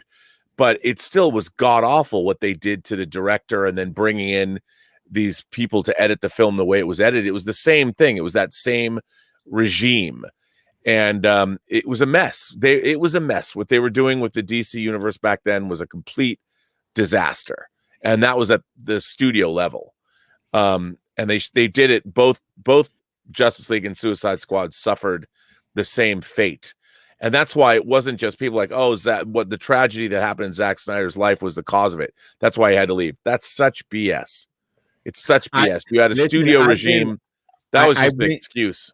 I've been saying it because Zack has never quit on any. Zack is not a quitter, and the real reason I got behind the movement. The seeing Zack movie was secondary, but this is something personal to me. I'm actually a suicide survivor. At the age of 19, I carry it's the mark is in my wrist. So when I look at those 4 scars, it's a reminder to me that that by the grace of God, he gave me a second chance. All of them didn't get that chance. So the reason I got involved is, for the studio, they didn't have the guts just to tell, hey, Zack, we're going to move on. But they used his daughter tragedy as an excuse. That what really got me angry. And I'm sorry, I know people's not into conspiracy theory but again, when Warner Brothers all they have done is lie to the public, I don't give them the benefit of the doubt. It's their fault. It's their fault that their company have a credibility issue. It's nobody's fault. It's their fault. I agree with you. I agree with you 100%. And there was other things like Ben Affleck's Batman movie, which I still am there for. Terminator versus Batman, bring it on. I mean, I was so excited to see that. And I mean, one of the things I'm most looking forward to is seeing more of Joe Manganiello. I can't pronounce his last name. To see the Terminator, to see Deathstroke in a little bit more of the movie, because I loved him. That little snippet. I mean, I want to see more of we get a league of our own, whatever. Bring me more of that. But and again, I love the fact that Jared Leto is in this version of the movie, because it's like, let me just remind you what you did to David Ayer too. Just here you go. Don't let anyone forget what you did to Suicide Squad and how you cut out most of Jared Leto's performance out of Suicide Squad. I mean, you can see in the trailer for the trailers for Suicide Squad, how much more of the Joker did we not see? You go back and watch those trailers, you're like, where's this scene? Where'd this scene come from? Or it was turned into some crazy montage. I mean, it was just ridiculous. Right. But Zod, I got to ask you, how excited are you? Come on. Oh my God. I couldn't be more excited for this movie, Rob. I'm at a point. I was telling my parents today, because I had lunch with them today, and I was saying I haven't been this excited for a movie since the first time I saw Return of the Jedi, or Star Trek or Star Trek 3, The Search for Spock. I mean, I am just amped up. The kid in me is super hyped up, and Zod, man, I don't know. I'm on like 12 right now. Did you tell him you cried, Zod? Did you tell a story to Rob? You know what? Because Zod came on my show plenty of time, and he had a co-worker that would tease him like, "Is it coming out? Is it coming out?" And Zod actually came on my show. He says the day that is announced that he will cry. Zod, please share with Rob that story, please. Oh yeah, I did. I had a co-worker who every day would tell me, I would come into work and he would look at me and he'd be like, there is no Snyder cut. And he would just say that to me every day, because he would see me, checking Twitter or checking the internet to look up something about the Snyder cut. And I would keep telling him, no, it's coming, because I've been involved in the Snyder cut movement since 2017. So that's a long way to go. And even back then, I was always telling people, anybody who would listen, about the Snyder cut, I would tell people it's coming.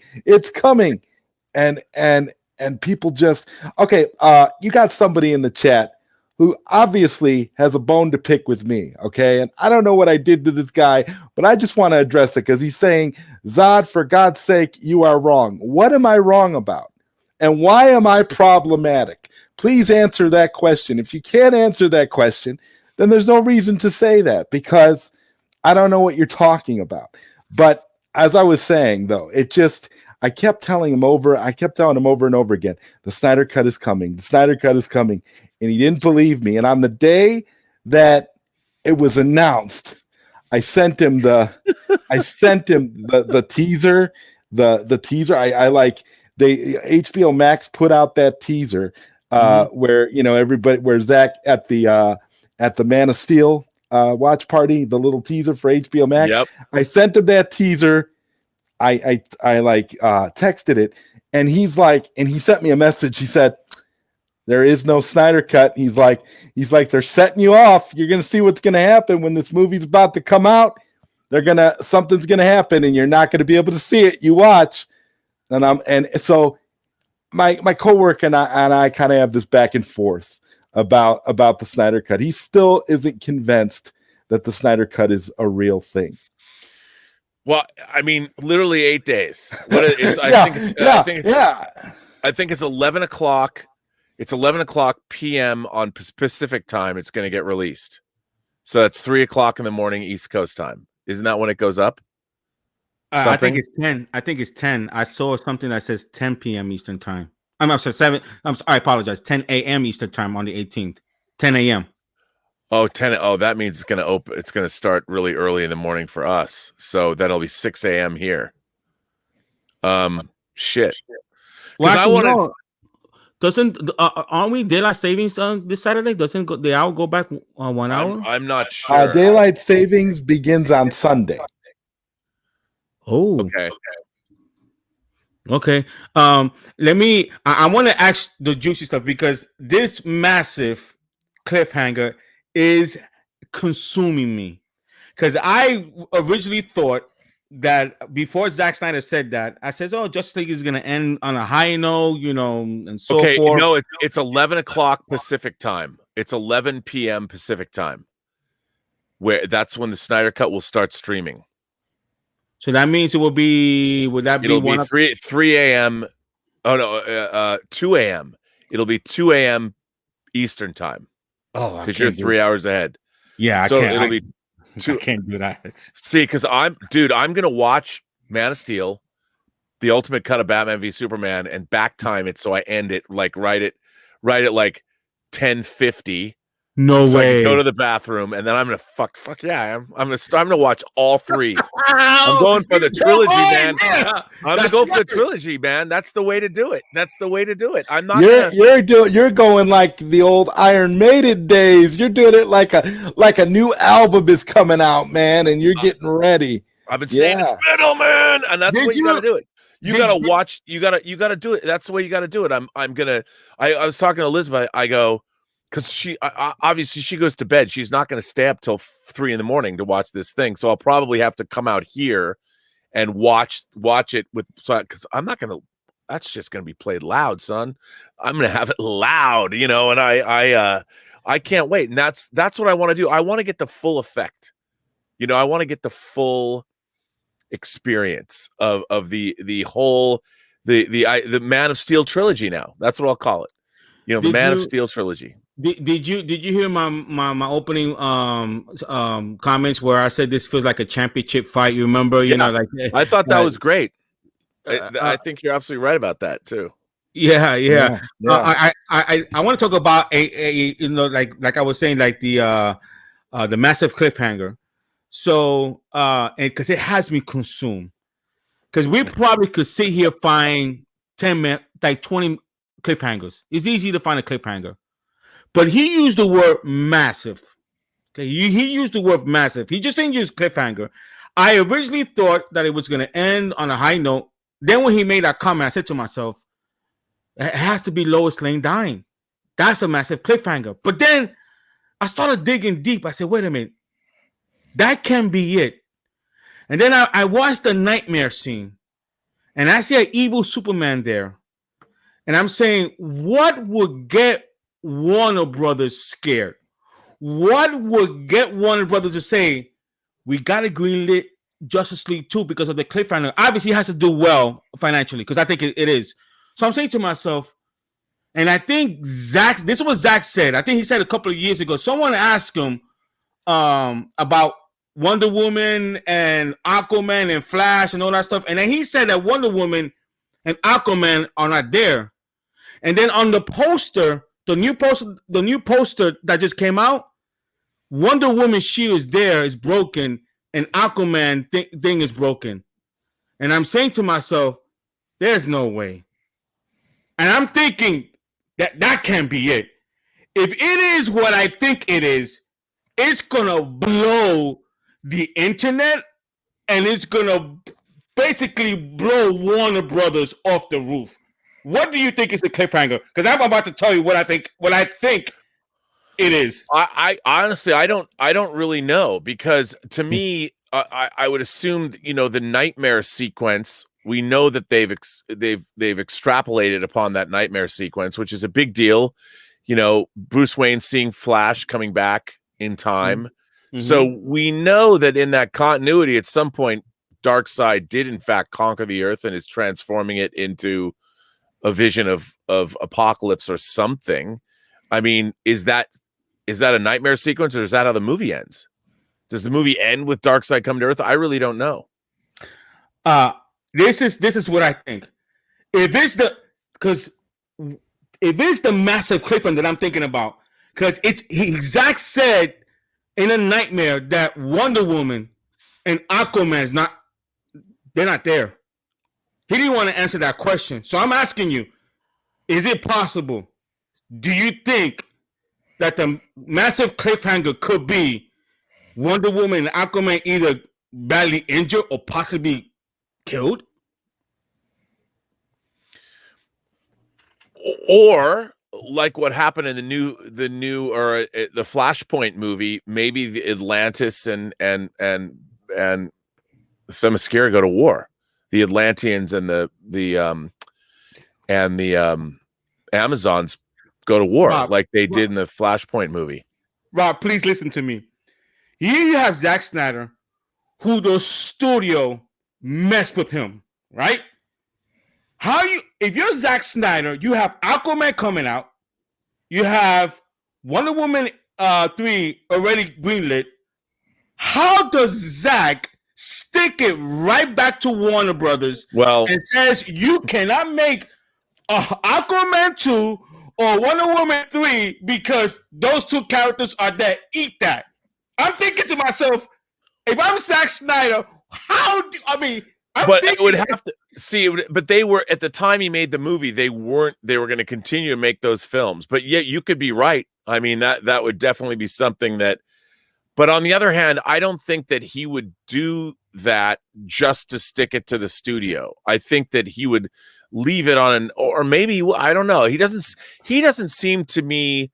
And this is, I've only ever seen him work in behind the scenes clips. I've seen him on, I'll tell you one thing. When he was talking to Grace Randolph the other day, that interview that she was doing with him, mm-hmm. He seemed like he seemed exhausted.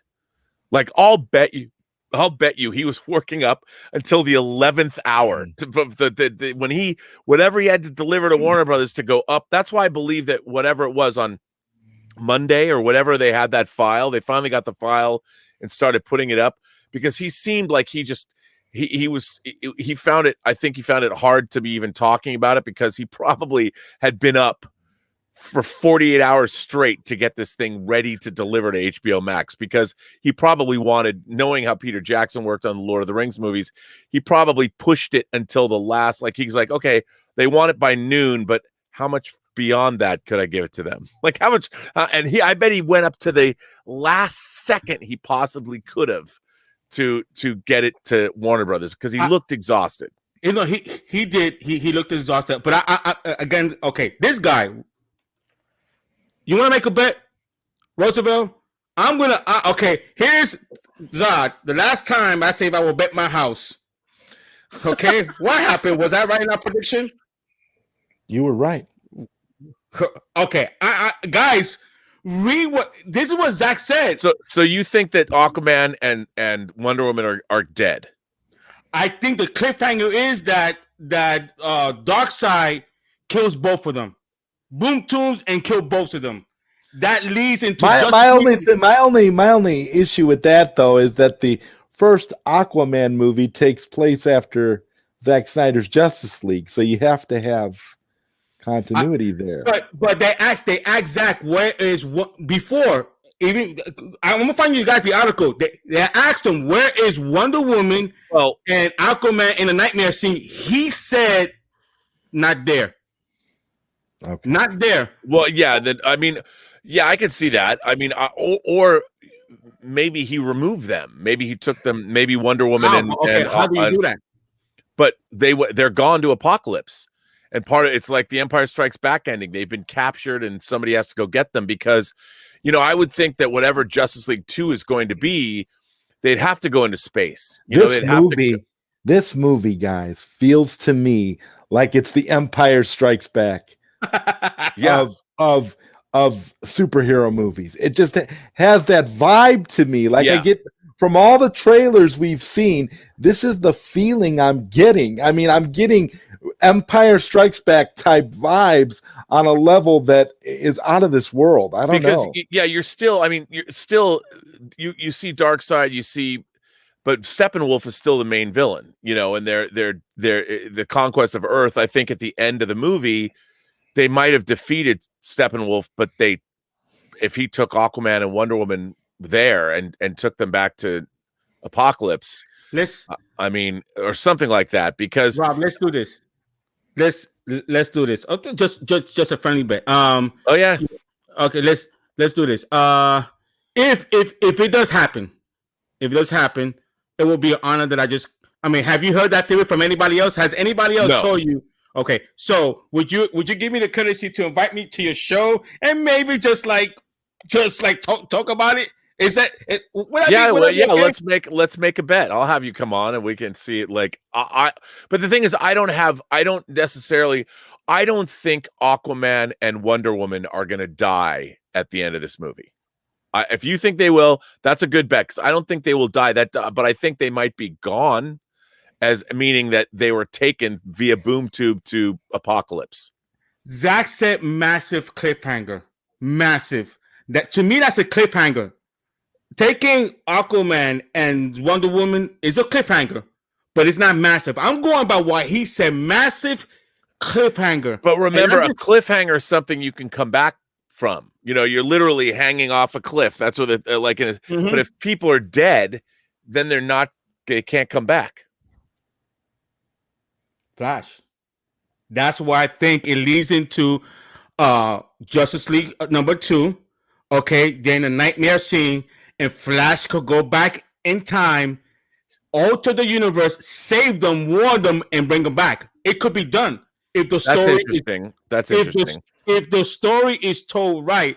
The more I thought of it, that's why I put my Flash on. I'm like, and again, I'm only going by what Zack said. And again, watch that picture, that poster. Wonder Woman's shield is broken, and Aquaman sword, whatever you call that, it's trident. It's broken. And I'm saying, and remember, Zack speaks cryptically. And I'm going by what he said. I'm going by what he said before, that they're not in.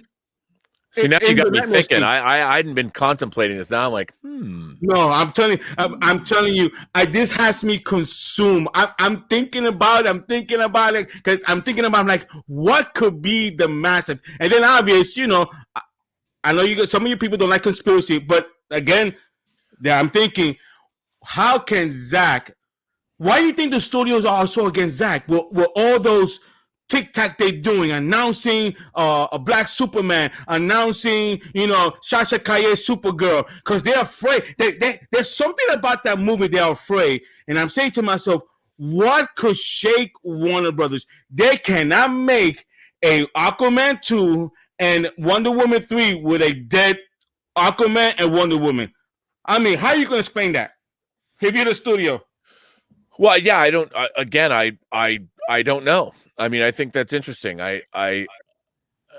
For me, when someone says cliffhanger, it leaves you like the fate of a character is hanging in the balance. So you might be right about Flash going back time. I don't know. I don't even have a sense of whether or not Darkseid is they've added sequences of him. Like, do we ever see him come to Earth, for instance? Unless it's in a flashback or not, or because we've seen those scenes where he's in some kind of like he's on Apocalypse, like with all of his followers. We've seen Granny Goodness, right? And I guess we've seen, is it Calabac? Is that who that is? I mean, who's there? Like, are we going to see I just can't wait for the big reveal of Big Berta.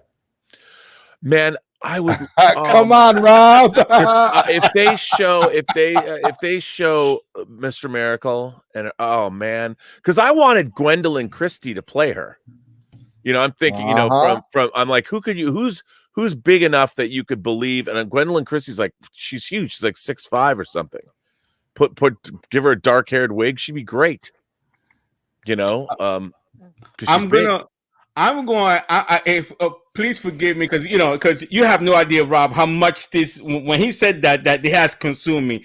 If I happen to be right, I'm going to scream. I'm going to call you Zack on a cell phone. You should. I mean, I don't know. It's going to be interesting. I do love the fact. I mean, I think that it ending on any cliffhanger is a kind of him going, I mean, it was always supposed to, but I guess. And well, let's remember now, Zack is a huge Star Wars fan. So our Empire Strikes Back vibes. I mean, even the scenes with, Ben Affleck's Batman looking for Aquaman, all that ice and snow, and I'm thinking, man, yeah, I'm getting just Empire Strikes Back all the way. So anything is possible. Yeah, that's a scene I hope is longer. I hope so. I love that they say he's he comes in on the King's Tide and all that. When I saw that in Justice League, because the trailer it was longer in the trailer than it was in the film. Yeah, and I love that scene. I'm like, I can't wait to see Batman and Aquaman meet for the first time. And when I saw it in the movie, I'm like, what? I thought it was so short. That was one of the scenes. I don't know why I was looking forward to that scene so much. Just him. I just love the idea that Aquaman shows up in this little fishing village. And what's really interesting is the vision of Aquaman that's in Justice League is very different from the vision of Aquaman that's in James Wan's Aquaman. And I like the fact that he's more of like the Norse god, like not like Thor, but the Norse god who actually is in like in Scandinavia. He hangs out in the north, whereas I picture the Aquaman, like Atlantis is in warm temperatures. And in James Wan, this is such a weird thing because it's not necessarily true, but I believe that the Aquaman in Zack Snyder's version of Aquaman hangs out in colder climates, and that's why he comes to this kind of cold fishing village as opposed to whereas the lighthouse in Aquaman that is at the beginning is more warm. For whatever reason, it feels like it's in a more tropical, even though it's not a tropical environment. It's just, I wanted to see a colder. I love that it was cold and there's snow in the mountains. Yeah, it was more like when the water is splashing, because it's that I grew up in Seattle where the water is not blue, it's dark green. It's you go to tropical environments, the water's blue. You can't see into the water in Puget Sound, which is in Seattle, because it's freaking cold. The water's cold. And I imagine that's where he came from, and that whole thing, he comes in on the King's Tide. It's like this fishing village, like in Nova Scotia or something like that, someplace that's cold. And I want to see that scene. That scene could go on for 20 minutes of Bruce Wayne and Arthur Curry just talking. I wouldn't be surprised if it does. The movie's 4 hours long. So and the 6th chapter is something darker. So that's what I think. My theory is that the cliffhanger ends is with that. So let's just okay. So you're Warner Brothers, Rob. Okay, you're Warner Brothers right now. You want to move on, okay? And let's say it explode. It does mega on HBO Max, but it ends with the scene that I told you. You're the studio. What do you do? Ooh, that's a problem. I mean, it's problematic because I don't know what you do. I mean, obviously, you'd have to make another movie where I mean, look, the Snyder cut is not going to affect Aquaman 2 or Wonder Woman 3 going forward, because everyone knows this is an alternative version of that. But I still think that if it's a huge hit, remember, it's one thing to spend 70 or 80 or even $100 million for an HBO Max movie. But in order to make another Justice League movie with that same cast, that's a really expensive proposition, because you'd have to go back and back up. I don't know if it's economically feasible, just from how much you'd have to pay the cast, how much they have to spend. I mean, it would be, if it's just HBO Max by itself, if it's not going to be a theatrical release, they're not going to be able to get the kind of money they need. Because remember, Justice League, with this, you're talking about a movie, I'll bet you all in. I don't know, that wasn't the budget of Justice League like reportedly at $350 million? With the reshoot, I think with the reshoots, with all the weed and reshoots, yeah. I mean, yeah, if it's so then you're looking at plus 70, or I bet it's $100 million HBO Max spent. Who are we kidding? Why 70 when you can just round up to 100? But like you said though, HBO Max does have the money. So if HBO Max wants to invest in more sequels, that's more likely where it'll end up. But a sequel is like, you're looking at $250 million, $300 million. Even that, HBO Max they need a theatrical component to make that work. I mean, it's a lot. Prime just said $400 million for the weed and reshoots. Wow, that's even more than I thought. I thought that's insane. That's just again, it shows you what a waste that was. I mean, Debbie Snyder, if I know her, Deborah, she even said that there was over 2,600 visual effect shots they had to finish to do the Snyder cut, and they had to finish it in 6 months. 2,600 visual effect shots. That's an enormous amount of work. And I don't know, man. I just can't wait to see it. However it ends, I can't wait. I can't believe I'm going to get to see this thing. I'm actually at a point where I don't care how it ends. I'm just so excited. To me, it doesn't, just as long as we're getting it, like it's. If it's the cliffhanger that I'm predicting that's going to end, Warner Brothers have no other choice. I mean, I know what you're saying, Aquaman 2 and Wonder Woman 3, but there's going to be some people in the public, in their mind, that no matter how much you walk it, you walk them, they're going to think, how is that possible? Because they're dead. So they need to address that. And I'm sorry. I mean, there's way, HBO Max, there's way that they could have greenlit Justice League 2. You could become creative. You know how you do that? I don't know. $15.99 a month, and you sign a 1-year contract, something like that. They do something to guarantee the revenue. It's problematic because of the talent contracts. And where the talent is now as opposed to where it was back in 2017. I would be curious to see what they're going to do. It's going to be interesting. But remember, the litmus test of this is not going to be box office. It's going to be how many subscriptions. First of all, how many people watch this? How many subscriptions are generated out of all of this? I mean, you read yesterday, it was reported at the Disney shareholders annual meeting that they've passed 100 million subscribers at Disney Plus. That's enormous. They have exceeded all of their projections and expectations. And a lot of that is obviously because of The Mandalorian. Now, if HBO Max, I think HBO Max has always had a huge identity problem. They should not have called it HBO Max. They should have called it Warner Brothers something, because HBO Max created confusion in the marketplace for people that, well, what does it mean? I've got HBO Go, I've got HBO this, I got HBO that. What's the difference? HBO Max should have been rebranded, like CBS All Access was rebranded to Paramount Plus. The Disney Plus. It's the studio. It's the rich studio legacy. People have known about HBO for 40 years. You either had HBO or you don't. If you're not an HBO customer, it's not like you're suddenly going to be like, oh, I'm going to go join HBO Max for the first time.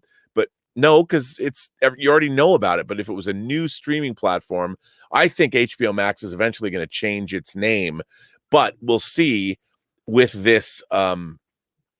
if this does really, really well and generates, like if they got 10 million new subscribers, I think that would be a huge, that would be a big deal for them. 10 million, 20 million subscribers over the next couple months. That could be a big deal. I mean, HBO Max has the Snyder Cut, and then it's got Godzilla versus King Kong for the same fan base. That's pretty big. I mean, if you're not an HBO Max subscriber, I would become one if they showed me the Snyder Cut and then Godzilla versus King Kong 2 weeks later. I'd be like, hell yeah, HBO Max that's where it's at, and they've got movies coming out like this all summer. I'm really excited, and I know I got to wager with Tony, Rob. Obviously, if I lose, you'll think of something, but I'm confident. I mean, watching the nightmare scene and me just thinking, man, how can Zack stick it right back to Warner Brothers? Because he said he shot 10 different movies. He shot, 10 different, he has 10 different shots. And to me, that's the one that will get it right back to Warner Brothers. And to me, isn't that a massive cliffhanger? Having Aquaman and Wonder Woman die at the end, isn't that a huge, massive cliffhanger? Would you at least agree with that? Yeah, but I mean, it also, and yeah, because you know they're gonna come back somehow.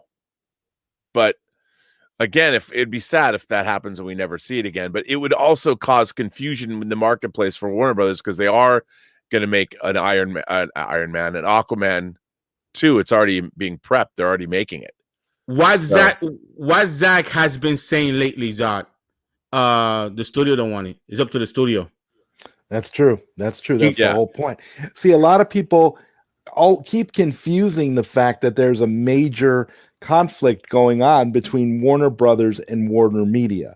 Warner Brothers, just like you said, Rob, Warner Brothers is, Toby Emmerich, Walter Hamada, the people that don't want this to succeed because they want to be proven right. They want to be proven that, we were right to move away from Zack Snyder. We were right to carry on with other movies and do our own thing. Whereas Warner Media is looking at the Snyder Cut as a possible cash cow, a possible continuation of a franchise. We just, as fans of this particular vision, we just have to be thankful that AT&T has the ultimate say, because if they didn't, it's all going to come down. It would all come down to Warner Brothers deciding, well, no, we don't want this. We want this buried. We want this gone. So for the people out there who don't think that Warner Brothers wants this to fail, all you need to do is do a little bit of research and find out about Walter Hamada Toby Emmerich. Rob, didn't you say there's like a civil war going on in Warner Brothers? Yeah, I mean, here's the thing. What you're dealing with the entire economic model of the movie industry has changed. And now that you have, and COVID has accelerated that with the demise of movie theaters, and hopefully will be coming back. And the thing is, when Warner Media was taken over, a guy like Toby Emmerich has produced over 100 movies himself, not as just a studio head. He also wrote a movie. He wrote Frequency, the movie Frequency, the sort of time travel Jim Caviezel and Dennis Quaid movie that they even turned into a TV series. So he is a guy worthy of respect. He came up through New Line. But the problem is, when these studio executives, when they make it to Warner Brothers, that's like the end all be all. What they want to do is have a great stint at Warner Brothers or at a studio, be responsible for a lot of great hits, and then they'll get a producing deal, and then they're going to go produce movies on their own until they want to retire. I mean, that's what you really want.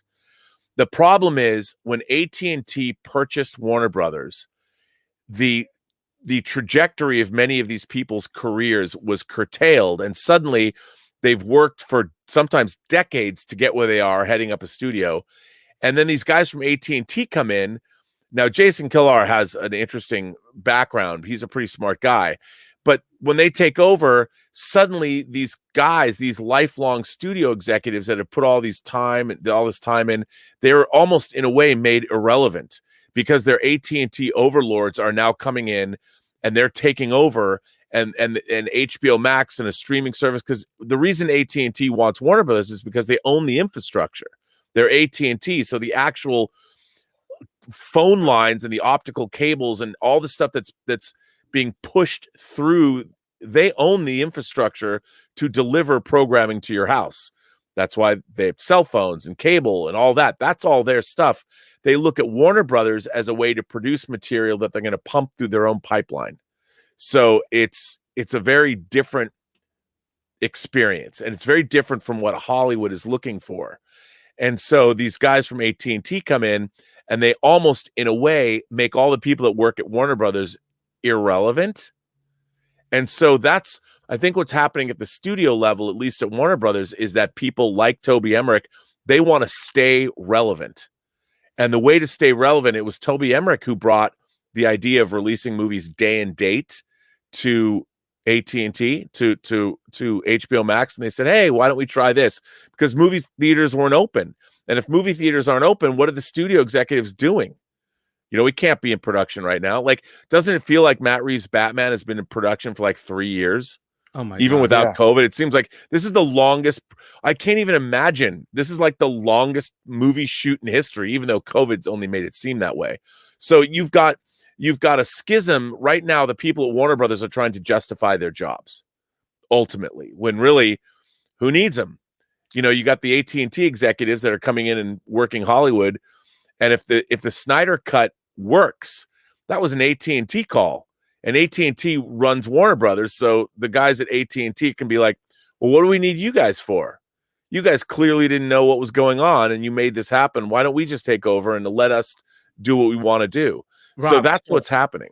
Okay, so let's assume. I think everyone, even the haters, are going to watch it. So let's just assume that it becomes, everyone's going to watch it, right? So it's a massive hit. Whose job is more in jeopardy, Walter Hamada or Toby Emmerich?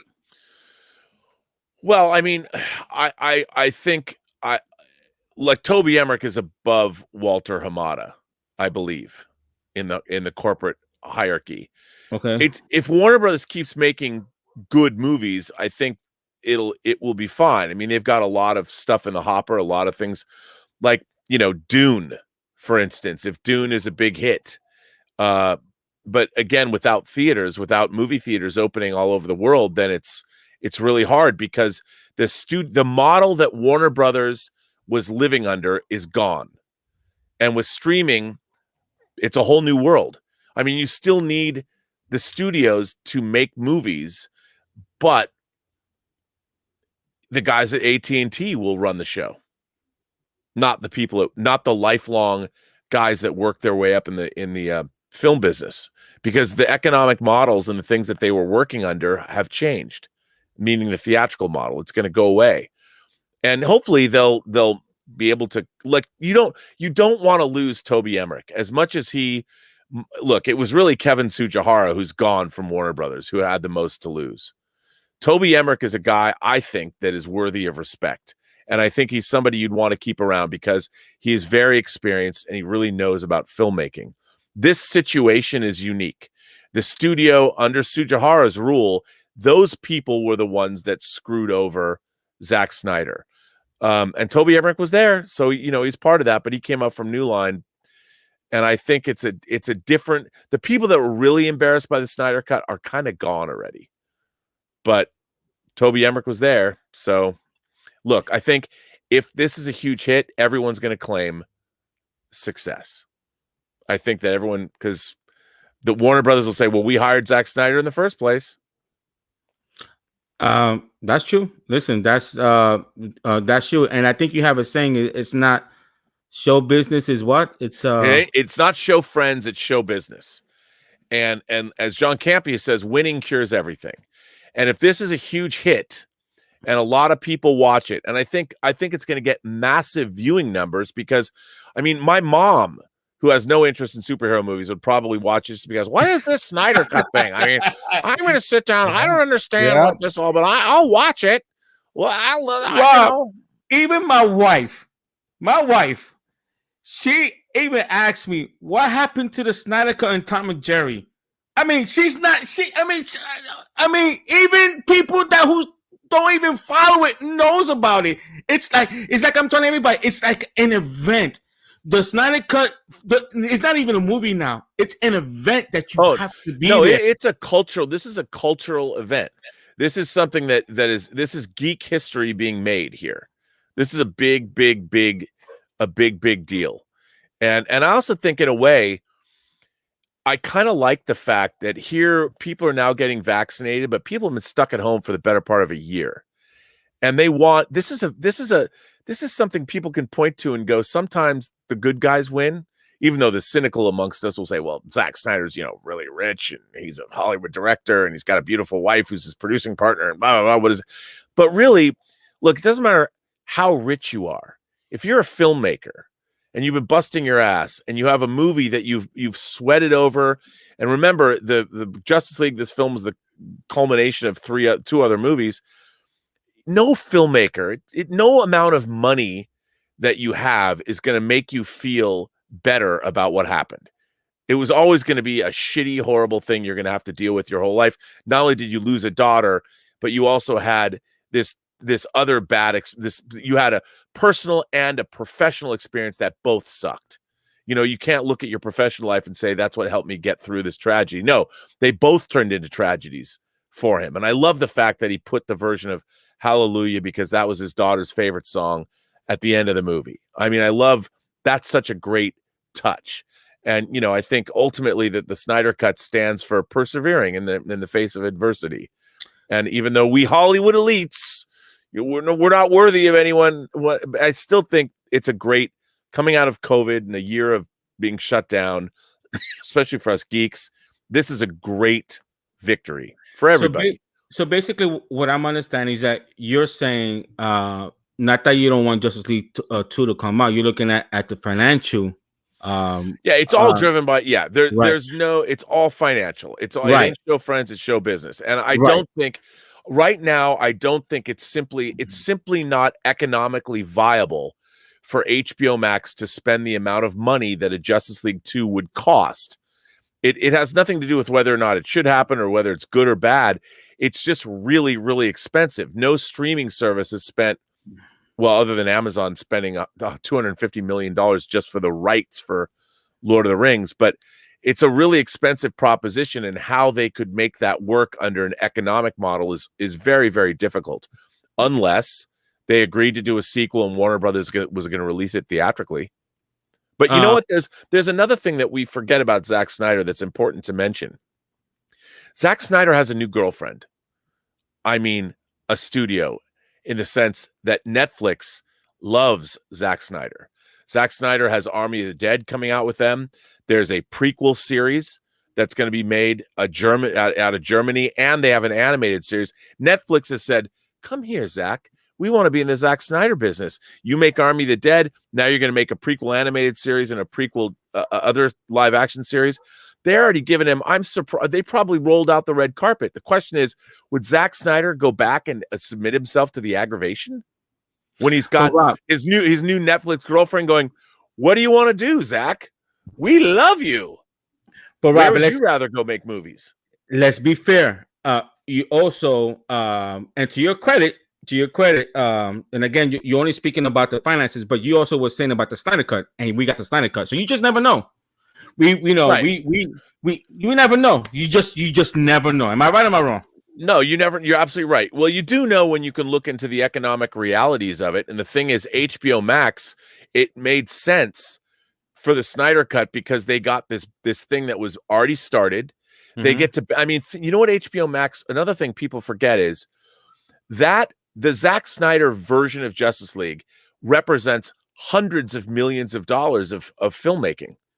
They're getting everything that Warner Brothers already paid for. HBO Max, they basically get a $300 million movie for $70 million. And that's a huge deal. That for HBO Max to get something like this, they didn't have to, they're getting a $400 million movie for $70 million. That is a massive bargain because it was already shot. It was already made. That's a huge deal. So basically, if we are going to get a Justice League 2, that means what I understand what you're saying is that HBO Max and Warner Brothers together has to finance the movie. Is that what I'm understanding? What you're saying? Yes, sir. Yes, sir. Absolutely, 100%. Okay. Well, and it would have to get some kind of a. I think it would have to be theatrically released. It would have to be a big tentpole release.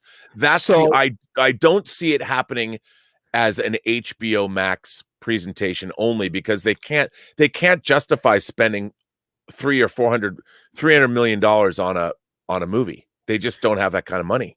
So then I'm gonna double down on my massive cliffhanger then, because Zach knows this. If what you're saying is true, Zach knows this.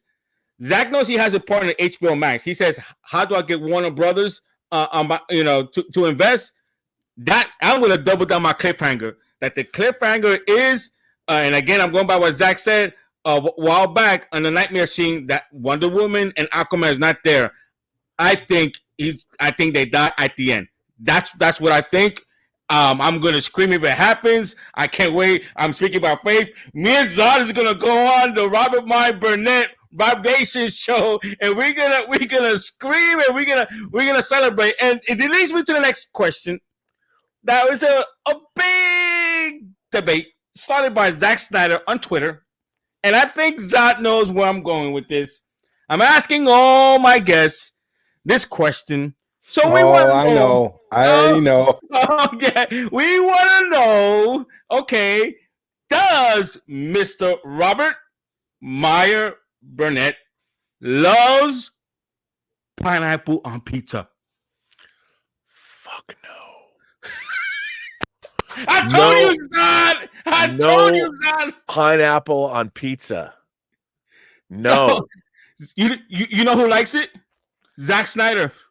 Well, I mean, look, I think that he's also very healthy. He's very fit. So I can see, having pineapple on pizza is for him, he's nutritious. Whereas give me a meat lover's pizza with extra cheese and all that. I mean, look, I should say this. I don't hate. I have had Hawaiian pizza before, with Canadian bacon or ham and pineapple. And I'll eat it.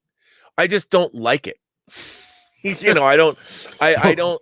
You're not going to seek it out. yeah, I'm not going to seek it out. But if I go to a party and that's the only pizza they have, what I would do is I would take the pineapple off the pizza and eat the pineapple first. I don't like the combination. I don't like something that's juicy without it being meat. I like sausage and pepperoni, and I love. As a matter of fact, now you've got me. There's a great pizzeria down the street from here, the Pasadena Pizza Company, and they make a great meat lovers pizza. When I call them, they just go, "Oh, Rob," because they know your phone number. They're like, "Do you want meat lovers?" I'm like, "Hell yeah." And they make it up for me, and I walk down and get it. I think I'm gonna have to do that now. Are you gonna have a late pizza night with the Snyder Cut with wings or are you gonna eat? No, because I'm gonna eat first, like during Man of Steel and Batman v Superman. Then I don't want to get up.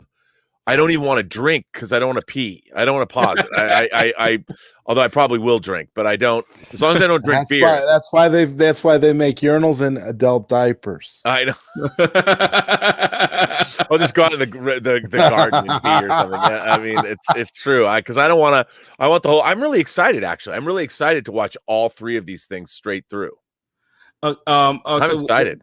Guys, we're going on 2 hours, so I wanna be. I thank Rob so much for giving me 2 hours. This is my gosh, I can't believe it's 2 hours talking with the great Rob. But no, I'm having more fun than ever. It's just so much fun. But it's honestly, you know how it is. Me watching you and John Campea, and me thinking, starting a YouTube channel is easy, and then when you start one, you see that it's not as easy as it is. You have to do content, and then having you on my show, people don't understand that you're really helping my channel on by coming on. People have no idea. You didn't have to do this, but you came on my channel and just obviously talk about Zack Snyder the movie, and I appreciate that. So I do want to take your take on. There's another movie coming out at the end of March. It's Godzilla versus Kong. Are you Team Godzilla or Team Kong? I'm Team Godzilla. And is John Campea Kong or Godzilla? Oh, he's Kong. First of all, Kong needs like a sword or a hammer. You know, you see him jumping up with his big. Godzilla's been to space, man. Godzilla has been to space. Godzilla has been to Planet X and fought Ghidorah and Moth. I mean, come on. King Kong's he's like the guy you want to date. Godzilla will bring the chaos into your life that you need. Godzilla is got God in his name. Yes, so. that's right.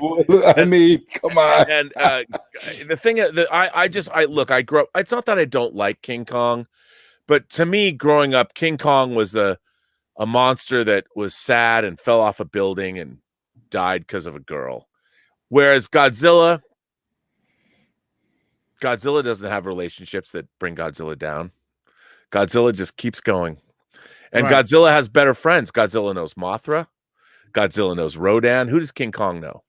It's not like King Kong forged lasting relationships on Skull Island. Okay, so I'm gonna put you on the spot. So your team Godzilla, you have Godzilla versus Kong. How do you put the name King in front of Kong if you're directing Godzilla versus Kong? How would you do it? How would I make him King Kong? Mm-hmm. Somebody would call him that. You know, it's not like Godzilla walks around saying, "Hey, man, I'm the king of the monsters." Even though my last movie was called Godzilla, King of the Monsters. Godzilla walks around going, "That's if you want to call me King of the Monsters, you can. You want to call Kong King Kong? Hey, go right ahead." I mean, Kong's been stuck on one island. I've been to Japan, man. You know, where's Kong been? I've been around. Can I tell you wasn't Godzilla in Met Stadium in the last movie? Oh no, it was Boston. Boston. Okay, it was in Boston. Sorry. Yeah, it was Boston. But Red Sox Stadium. Yeah. Can I tell you how I will book it? This is the way I would do it. Obviously, we all know we all think that Mechagodzilla is there. So the way I will book it is that when Kong fights the real Godzilla, Godzilla actually wins the fight. Okay, but then the real Godzilla is fighting Mechagodzilla. Kong sees that King Kong dies by saving Godzilla and save humanity, and Godzilla pays homage to Kong, and that's how he gets the name. Oh, I like that. That's good, right? Because if Godzilla dying, there's not an emotional. People won't get emotional. For some reason, Kong dying, it will touch more people. That's what I think. Oh, you know, Lewis, you've been predicting an awful lot of death tonight. I got to tell you, you got it all. I mean, you know, you said Wonder Woman and Aquaman. Now you're saying I'm telling you, Zack, Kong's gonna die. You're like, wow. No, I mean, I'm just going by what Zack said a couple of years ago. I'm like, wait a minute. And then that picture, that poster that he put, go look at it. They shattered. It's shattered there, and I'm saying to myself, this is so in so many levels. This screws Warner Brothers. This is a massive cliffhanger, and this answers the nightmare scene. In the nightmare scene, we have that. I mean, evil Superman is there, and the answer, where is Wonder Woman and where is Aquaman? And Zack said they're not there.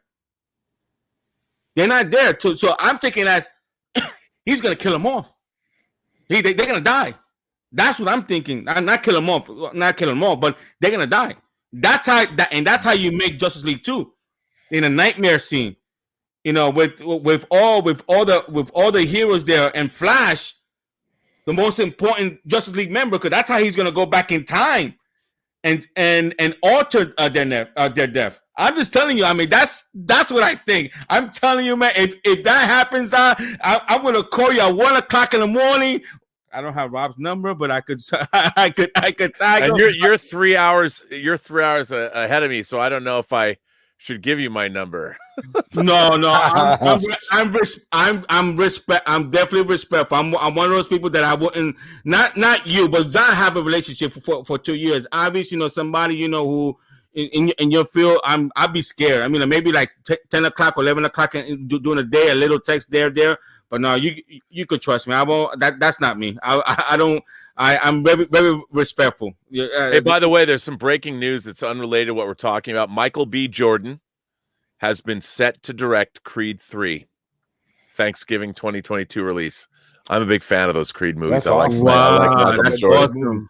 And Yep. he's going to direct, so that's cool. That's a good thing. Yeah. That's his directorial debut, right? Yeah. Yep. He's going to direct Creed 3. Hey, I actually have to jump off the phone. I just got a phone call that I had to take that was going to be at 5 o'clock. But no worries, Rob. Thank you for coming on. I'll talk to you next week. Oh man, this is a blast! I can't wait. I mean, got all. By the way, Zod, who are you? Are you team? What team are you? I'm on Godzilla's team all the way, man. Yeah, man. I mean, look, Godzilla too. Yep. Team Godzilla. I mean, I grew up with Japanese sci-fi. It's not that I don't like King Kong, but King Kong has always been a romantic tragedy in my mind. Too bad. 'Twas beauty that killed the beast. Godzilla dies and comes back. Godzilla gets consumed by nuclear fire. Godzilla comes back. You know, I agree. I agree, Rob. I agree. Well, anyway, I want thank you so much for joining me. I really appreciate it. And we'll definitely we'll keep in touch. All right. This was great. So much fun, man. Thank you. I appreciate it. Right. Thanks. See you guys later. Later, Rob. Wow. Awesome. My gosh. Zod, man. Thank you so much, man. Guys, the one who got me this guest, the guy who's in the chat, dude. Mr. Problematic got you the guest. Okay. Let me see his name. What's his name? The guy that's been trolling everybody in your chat this entire time.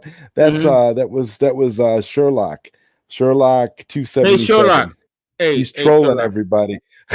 Hey Sherlock 277. I'm not sure if you've been to my channel or not. It's okay to have a debate. It's okay if you want to tell Zod that he's wrong in his theory. It's fine. That's okay. What I don't like is that you're telling me what to do in my channel and you telling me that he's problematic when you have no idea the relationship that I have with that man. Okay. I will not invite somebody to my channel who's problematic. Okay. So I honestly, I will not do that. That man has been there for me. That man has donated to help my daughter diabetes. To me, that's not problematic. So, we could debate hard in the chat. I'm all for that. But that comment, that's the only comment. Everything else, you're good because that's you want to go back and forth with Zach. He's a big boy. He could defend himself. But as far as him being problematic, no, I don't appreciate that. These are my guests, and we will treat my guests with respect. Okay, because I just. You won't like it if I go to your channel and if you have a channel, but you won't like it if I go to your channel and tell you, hey, this person is problematic, unless that person is a criminal and they have a search warrant and they're wanted by the cops. Last I checked, Mr. Zodwriter, you wanted by the cops? No, sir. So you're good to go, man. You're good to go. So please, I mean, no, it's okay. Integrity. The chat, you guys want to go, back and forth, and have a great debate. I'm all for that. But it's just, don't say that my guests are problematic because he's the one that got me on Rob, and Rob didn't have to be on my channel. Zod, can you explain to the people, you that have your podcast, that Rob coming to my channel actually benefits me? There's no benefit to him. Absolutely, and I'm going to tell you the truth. Rob is one of the most straight up guys that I've met the entire time that I've been doing, and I've been doing podcasts for years. Okay. And I'm going to tell you the truth. It's like Rob, he's such a giving person and he's always willing to come on and talk to new people because Rob doesn't want to make enemies. Rob wants to make more friends. We're all in this together. We're all one big family. We're all one big fandom. And yeah, we can have disagreements and we can argue about about canon and characters and everything you want. But my problem is when it gets personal for people. There's no reason for it to get personal. You can disagree with somebody and you can have your disagreements, and that's fine. But the great thing about Rob is he's willing to come on and he's willing to talk to everybody. And honestly, Lewis, I knew it wasn't going to be a problem. I'm like, yeah. I mean, I've never, and I've told this story to people before. I've known Rob for quite a while, and I've never, anytime I've ever asked him to come on anything, whether it be on my show or a friend of mine, or to come to join like Four Nerds or anybody, he's never said no. He's always been open to doing it, and that just goes to show what a straight up guy he is. So yeah, man, you made a believe me, Lewis, you made a friend in Rob today, and that's a good thing, because Rob is a straight up guy, and he's somebody that you want to be able to talk with about this stuff, because he has a lot of great knowledge. He knows his stuff, and he's a great dude. So yeah, listen, all my guests, and let me see, Rob, huge channel. Love him or hate him, Dave Pena, huge channel. Love him or hate him, John Garza, huge channel. They didn't have to come onto my show. I mean, that is very true. They didn't have to. I mean, these channels are huge. They have over 20,000 subscribers, huge following. They didn't have to come on my show. They came on my show, number one, to talk about Zack Snyder Justice League. And honestly, don't come in on my show. Even you, Zod, coming on my show, you helping me build my channel. They didn't have to do that. They gave me time. They didn't have to do that. So let me see. Okay, hold on. Sure, okay, Lewis, I will give you that. But all I'm saying is to start with the conspiracy theory of Warner Brothers wanted this cut to fail, and that is it. I will apologize to the problematic. Okay, I accept your apologies. However, going back to this conspiracy, it's my opinion, brother. Sherlock, it's and Robert already pointed it out himself that there's a civil war going on between Warner Brothers and Warner Media. We're not making this up ourselves, Sherlock. We're not just pulling this out of thin air saying, Warner Brothers wants this to fail just because we don't like Warner Brothers. That's not why we're saying this. That's not where this is coming from. The reason why we're saying that Warner Brothers is trying to sabotage this, as Warner Brothers wants it to fail, is because Warner Brothers has been fighting Warner Media ever since this happened. Because I don't know if you are very well versed in this whole Snyder Cut thing, but the reality is Warner Brothers did not want this movie to be released. And if it wasn't for AT&T buying Warner Brothers and taking over, we would not be getting the Snyder Cut right now. So take that as you will. Nobody's making this up. This isn't a conspiracy theory. It's a fact. The fact is Warner Brothers did not want the Snyder Cut released. And that's it, man. That's right. The truth. I don't know. That's not me being problematic. That's not Lewis making up conspiracy theories. It's just the way it is. It's the reality of the situation. So it was Sherlock. It was Warner Brothers that, in essence, gave the go to change Zack Snyder movie. So if you don't see that as problematic, if you don't see that they thought that Zack's original attempt was going to fail, then I can't help you. Number two, the people who are telling us this are the people who are connected inside the industry. This is not coming from this is Robert. Right. This is not coming from me with one measly person that I have. This is not coming from me. This is not coming from Zod. This is coming from people that actually are in the industry, the entertainment industry, that's saying this. It's not me, so it's not a conspiracy. They the one that is saying it. And then all you gotta do is put one and one together. Okay, this is what they're saying. Let's look at Warner Brothers, what they've been doing, their action. What have they been doing? All the stuff that happened behind the scene with Ray Fisher and the reshoots and the CEO of Warner Brothers stepping down because of sexual misconduct. All that kind of stuff. Bro, it's there, man.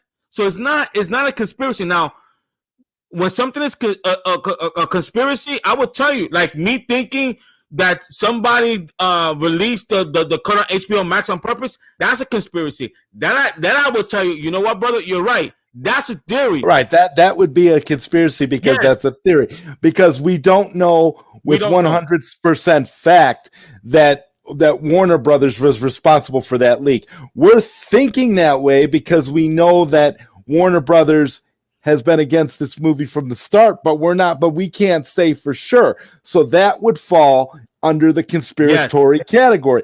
However, the rest of that stuff isn't even up for debate because it's all well documented. It's all factual information. But Sherlock, I do appreciate you apologizing. It takes a big person, so no worries, man. I do apologize, and you know, and I don't mean this in a bad way, Sherlock. Trust me, it's not as easy trying to build a YouTube channel. And when you're trying to build a YouTube channel, me as a host, I cherish all my guests. Every single one of them. I cherish them that comes on my show. That comes on my show. Even with people who I disagree with, I still cherish my guests. Oh, absolutely. And part of being a good friend and part of being showing that you a level of professionalism and a level of being able to work with people is even when you disagree with somebody that, say, your friend is having on, like maybe, let's just say, for example, I disagree with Dave Pena and Lewis has Dave Pena on his show. I'm not going to go on Louis Centeno's chat board and start talking about how problematic or how bad of a guy Dave Pena is just because I may disagree with him. I'm going to support Louis because Louis is my guy. And I know that Louis is going to always have my back. I'm going to always have his back. And it doesn't matter to me if Louis could have the devil on his YouTube channel tomorrow, and I would I would still support Louis because I would know Louis has a reason for interviewing the devil. So there you go. That's where it stands. Right, and guys, don't be saying that Zack called my guest the devil, because that's not what he's saying. He's referring to the devil himself, which I wouldn't have him on, but I appreciate that support, Mr. Zack. But guys, seriously, I treasure all my guests because none of them didn't have to come on my show. None of them, from Fabio Wagner, he didn't have to come on my show. John Garza didn't have to come on my show. Dave Pena didn't have to come on my show. Zack didn't have to come on my show. Will Rollins didn't have to come on my show. All these people didn't have to come on my shows. So when you have a YouTube channel and then you have guests that takes their time out of their day to come and sit and talk to you, you're gonna cherish them. So so that's why. Big question: do I like Dave? Me? If you're asking, you're asking me if I like Dave. Well, I do. I like Dave. I've had Dave on my Zodwriter show a few times. I just have had disagreements with Dave in the past, but yeah, I like Dave. I also like Dave, and I actually like him a lot. He actually privately has helped me how to build my channel. See, people don't know that about him. I reached out to Dave and said, "Hey, I want to start my YouTube channel. How do I start?" And he was funny, but it was so true. He just said, "Don't think about it, just start." And then the next thing that he told me is work on your content, and that's what I've been doing. He didn't have to do that, but you know what? Here's a man who's confident in himself. He's not worried about me, because if those people that subscribe to YouTube channel, you do it because you like them. So, but Sherlock, I do appreciate you apologizing, big man. Thumbs up to you. The other stuff you don't have to apologize, because it's just heated debate. And if you drove integrity crazy, then that's just kidding. Integrity. The people that I want to drive crazy is actually Tony. Tony. Yeah, and Tony, there's another one. Me and Tony, we got into a big disagreement on Twitter, but you know what? It's okay. We agree to disagree, and we still be friends. I love when people can disagree, and you and I've disagreed quite a few times too, Lewis. I Yeah. love when people can disagree and still be friends. It's okay. We don't. My problem is we don't live in an echo chamber. You don't want to be surrounded by people who are just going to say anything just to agree with you because they're your friend. You want to have that discourse. You want to be able to disagree and have a healthy debate about something. And that sometimes makes a great show, right? Right. It makes a great show, and it. You know what it does? It makes a great show, and it strengthens friendships. There you go, guys. I see we're about to end. If you could do me a favor, please, under the description button, there's a link there. Please, I ask. It's the money doesn't go to me. It's 100% is being collected. It's going straight 100% to Juvenile Diabetes Research Foundation. They're doing some great works there. The advancement, technology, and so forth. It's a great cause. It hits home to me. And for those that are asking, yes, I do plan to do something also with the American Suicide Foundation because I am a survivor as well. But I think this fandom has shown that we are so big and so loving that we could support multiple causes, like Rob said, and like Rob said, That's a great way. That's a great way to put it. Yes, multiple causes. So, guys, I'm gonna leave you with this. Saturday is my last show. I had planned to do one on the 17th, the day before, but I'm just so afraid that somebody might troll me and spoil it for me. So Saturday is gonna be my last show. I'm probably gonna be off Twitter on the 15th, starting the 15th, because me as well. Yes. So I'm gonna be off. So Saturday's is my last show. Chris One is gonna join me. I'm still desperately trying to get one of the Justice League cast. I'm trying. But even if I don't get none, I have some impressive guests on this event. Yeah, this has been a great event, Lewis. I can't tell you, it's been so much fun, and I want to thank you for allowing me to be a part of it too. It's wonderful. Zod, he gave an apology. Sherlock, you're a big man. I accept your apology, Sherlock. Thank you. Yeah. Again, Sherlock. Again, debate are welcome as long as it is respectful. Everything I was seeing everything on the chat. That's your guys' opinion is always welcome. So Sherlock, you're a big man. I wish some people will be as big as you that would apologize. So I thank you. I thank you so much. So guys, again, please, if you can, again, no Yankee fans. Let me get that comment out of here. I'm a Met fan. again, it's okay to disagree. yeah. Guys, please, if you could do me a favor, please donate. As a matter of fact, DC, your stuff is going out tomorrow for sure, 100%. But the next person that donates right now $40 gets this right here. $40 right here. That's all yours. $40. That's a Star Wars. Awesome, guys. Next person to donate, first person to donate $40 gets that. So on Saturday, Chris One is joining me. Then I have two Fox News reporter who's going to be covering the event, Mr. Zodwriter, Ryan Risky, and Taylor Boozer. Hopefully, I'm not butchering her last name. Awesome. And then on the 20th, we're gonna have a live stream talking about what we saw with Lightcast and Sean O'Connell. Yes. Sean O'Connell, guys, you do not want to miss that. You do not want to miss that.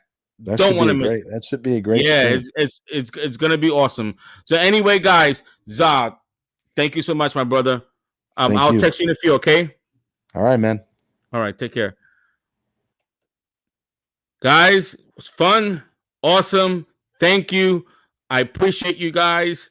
If you haven't done so, if you could, I just need one more. I need one of you guys to sub to my channel. Just one. There we go. I got there. I appreciate it. Thank you so much, guys. Subscribe if you haven't done so. Hit the like button if you haven't done so. I really appreciate it. That person who gave me a thumbs down gotta be you, Tony. I know that gotta be you. Every time you're on the channel, I always get a thumbs down. I bet you it's you. Just kidding. Anyway. All right, guys. I'll see you on Saturday. Thank you.